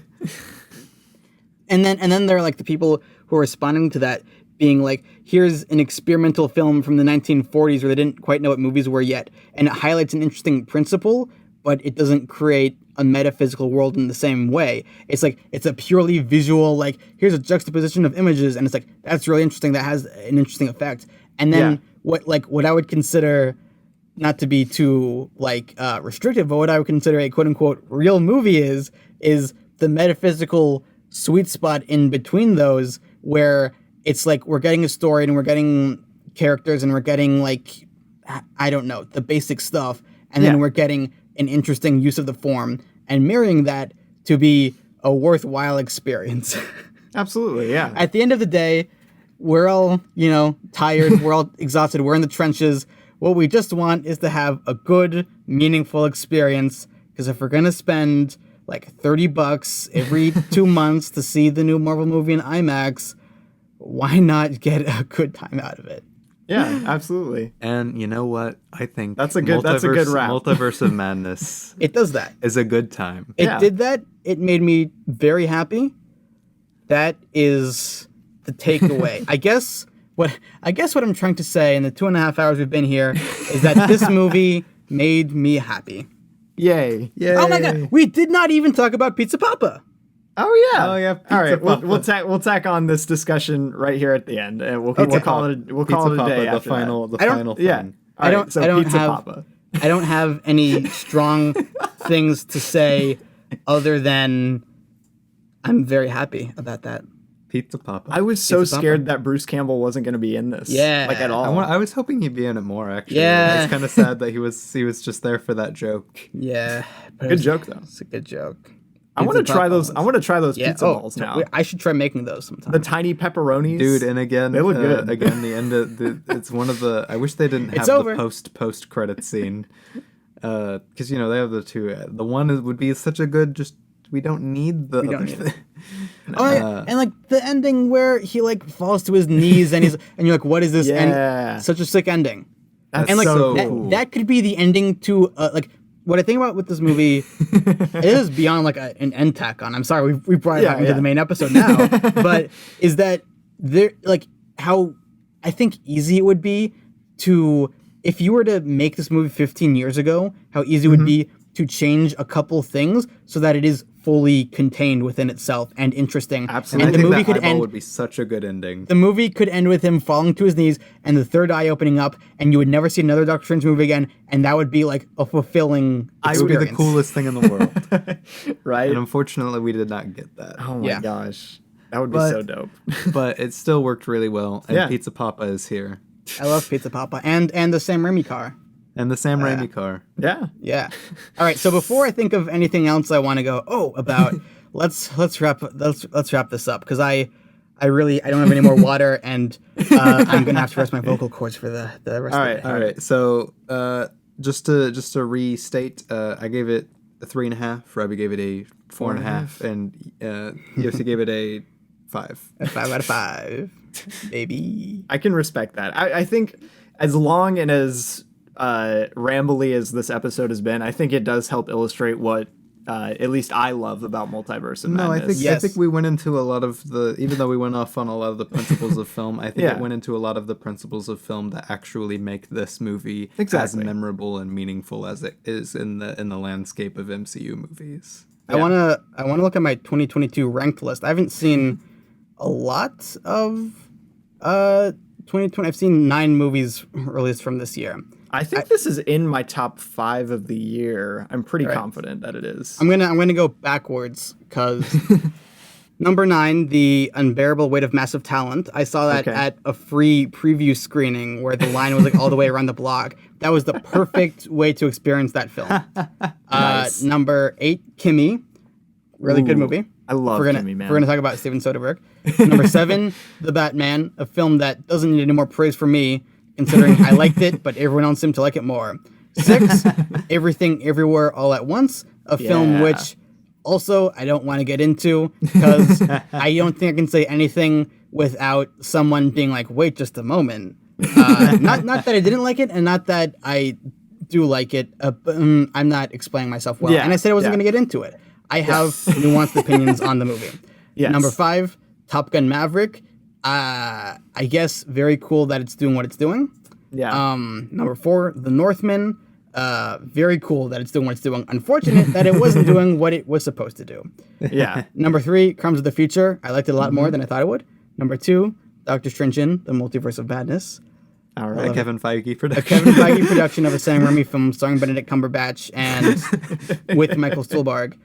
Number 1, RRR, Rise or Revolt. Yeah, I was about to say, I'm like, wait, what's going to be number 1? But then I remembered that you've seen RRR. I'm like, And RRR is one of the greatest theater experiences I've ever had. I think I'm going to regret it till the end of my days not going and seeing it in theaters. It's- We were so Have you close seen to it all? going.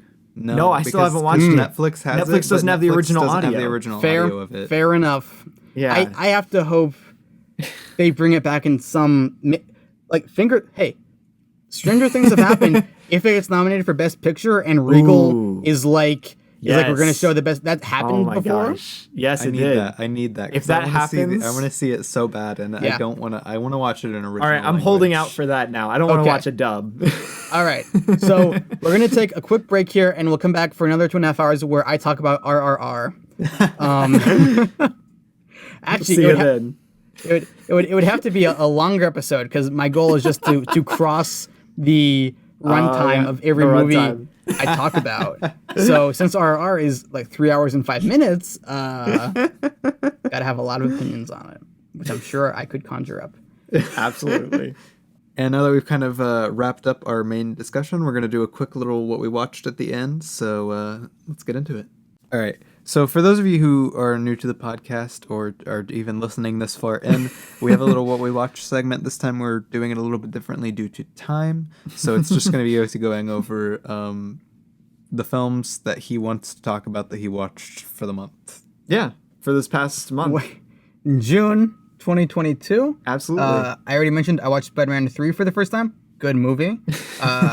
I watched the movie Smithereens for the first time. Ooh. Good movie. Rango for the first time in a while. Yeah. Interesting movie. Rango. Quick and the Dead. I was on a revisionist Western kick, and that includes McCabe and Mrs. Miller first time. Nice. Forbidden Planet, it's a sci-fi movie from 1956. Features a character called Robbie the Robot, who we may all be familiar with through other channels, but, you know. David Lean's Brief Encounter, if you haven't seen it, David Lean is excellent. If you see a film and it was directed by him, you should watch it. Was that your first time watching it? Second time. Okay. I watched it for the first time a while ago, though. Okay. So first time in a while. First time, though, for Irma Vep. Interesting movie. Interesting. Super immersive. Like one of the most immersive movies I've ever seen. And it goes and then it's done and you're like, whoa. David Cronenberg's Crimes of the Future. Again, I liked it a lot more than I expected to. I watched, I think I already mentioned this, Lord of the Rings trilogy. Yep. I now have a better understanding of all of it and can contextualize it. And people say that they're good movies. I can't disagree. They're excellent movies. Okay, I gotta ask, which one was your favorite of the trilogy? Mine has always been Fellowship. Mine's Return of the King. I can't see them that separately. They bleed into each other that well. That's fair. I think it's kind of like, at a certain point in this movie, it's kind of like Lawrence of Arabia, where where it's kind of like this thing is so big that forming an opinion on it seems stupid. Yeah.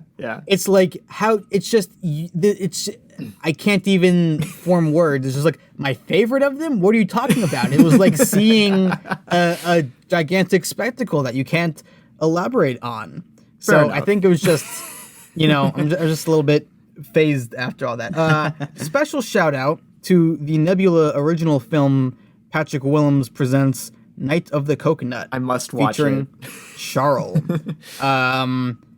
Good movie. My friend Brian Matolius did the music for it. Yeah. It's very good. And it's very fun. And if you like to support indie cinema, then take a look. I got to see There Will Be Blood in theaters for the first time. Oh, man. That was very cool. And A Clockwork Orange in theaters for the first time.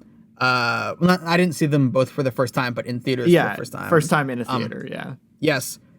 Those movies make quite an impact on the big screen. If you get an opportunity to see them, you ain't seen nothing like it. Right. I want to shout out a smaller movie from 1977 from a very good director, Joan Micklin Silver. It's called Between the Lines.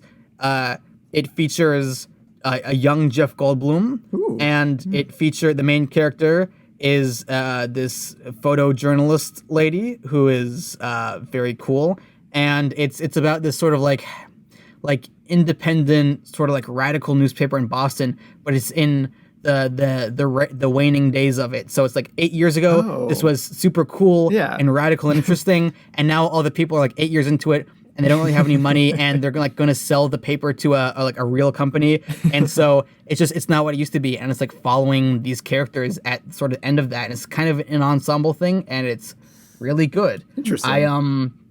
I on my birthday, I went to see Indiana Jones and the Raiders of the Lost Ark, in Washington Heights, New York, Manhattan, with special guest appearance from Lin-Manuel Miranda and Steven Spielberg. I can't put into words how meaningful an experience that was, and I'm not even going to try to. Just know a highlight just in general. It feels worth immortalizing in the podcast form. Absolutely. I saw Knights of Cabiria, Fellini movie. Excellent. It kind of reminds you what you can do if you have like a good actor and a good idea and like a story and just like a street.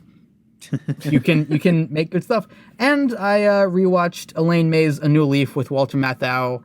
Elaine May, again, she's amazing. And also she scares me with how good she is at everything. I hope she makes that 5th movie with Dakota Johnson. It's supposed to be called Crackpot. She is like 90 years old. Right. I hope it gets made. That would rock. If not, you should still watch all of Elaine May's movies. So that's where I'm gonna leave it. Thank you guys for having me.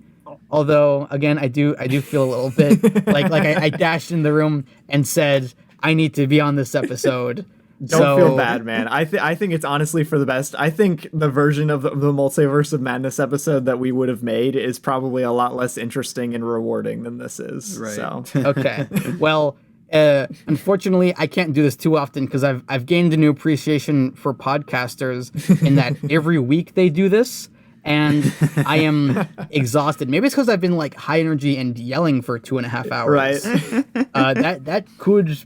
That could be why I feel tired now. But you guys are good because you're low key and can maintain your vocal cords. But I'm not that. I don't have that kind of restraint. Well, I appreciate you being on here. It was a lot of fun. I was about to say it's always nice talking with you just about anything really. Sure. You're very very insightful artists, and I'm glad to know you, Yossi. Great. That's good. You guys can like say how cool I am more later, but I can't be on the call when that happens. Fair enough. So, hey, it's your podcast. Feel free. All right. I think be sure to check out Yossi's website. It'll be linked down in the description of the podcast. Cool. Nice. Check out his short films. Yeah. He's a talented man. I don't for those of you listening who have made it this far and are even passively interested in what I'm up to, I don't like to make promises because this is a big thing and I can't guarantee anything. Yeah. As Robbie and probably Micah knows because, loose lips are sinking the ship. I'm working on another short film and it's the biggest thing I've done so far. I mean, hopefully I'll be able to do it. I have a draft after working on it for a very long time, and now I have to try to get it made. So look out for that. I'm gonna, again, I hate to like say this is when it's going to happen because I don't even know if it's going to happen. Yeah. But if it's able to happen, I would like to have some kind of finished version of it out before, say, the end of March 2023. Okay. I thought you were. I thought you were going to give like a 2022 date. I'm like, you're an insane man. No, I think hopefully, fingers crossed, shooting September, October, November, maybe December, depending on how we can schedule it. And then editing will take some time. If I can, again, I didn't announce The Last Stand formally until I had the scans of like the film negative back, until I could say, even if it turns out poorly, I can release something. Exactly. Now all I have is a first draft of a script for something that will take a lot of, let's just say, blood, sweat, and tears. I was about to say, having read a version of the script, it is going to be a very involved production. I got to see it be printed. That was I was sitting there like. Did you read it or just see it? No, I didn't read it because I wasn't. He was just like sitting in the room where the printer was, and all of a sudden it just started like spitting out the entire thing. But no, I wasn't gonna just. You didn't. Tell me, all right. Tell me about it, so. I'll email you like the NDA and you can give it a read if you're interested. He's NDA is not going so well with him. I have to. He's disciplined me before on this. He's gotten on to me. gotta crack down on this. Exactly. Sure, this isn't official in any way, but it's always good to pretend that it is. Exactly. Because until I can get the lawyers involved, I gotta make it seem like there are lawyers involved. Well, now All right. the MEGAMOUW fans have stuff to look forward to. Hey, I Yes, studied a little morsel of content. I took if a you will. singular law class from Harvard. I'll be your lawyer. Oh my goodness! Wow, A scary thought. terrifying. All right. Well, with that, I think I need to collapse. Go for Yeah. it, man. Nice. This is our official day off, so we'll Yeah. probably Oh, just go good. like take a nap or something. Yeah. Watch some yeah. movies. But yeah, yeah. we'll catch everyone next time. Yeah. Thanks again for being Yeah. on, Yossi. Very cool. Yeah. I'm gonna stop the recording now.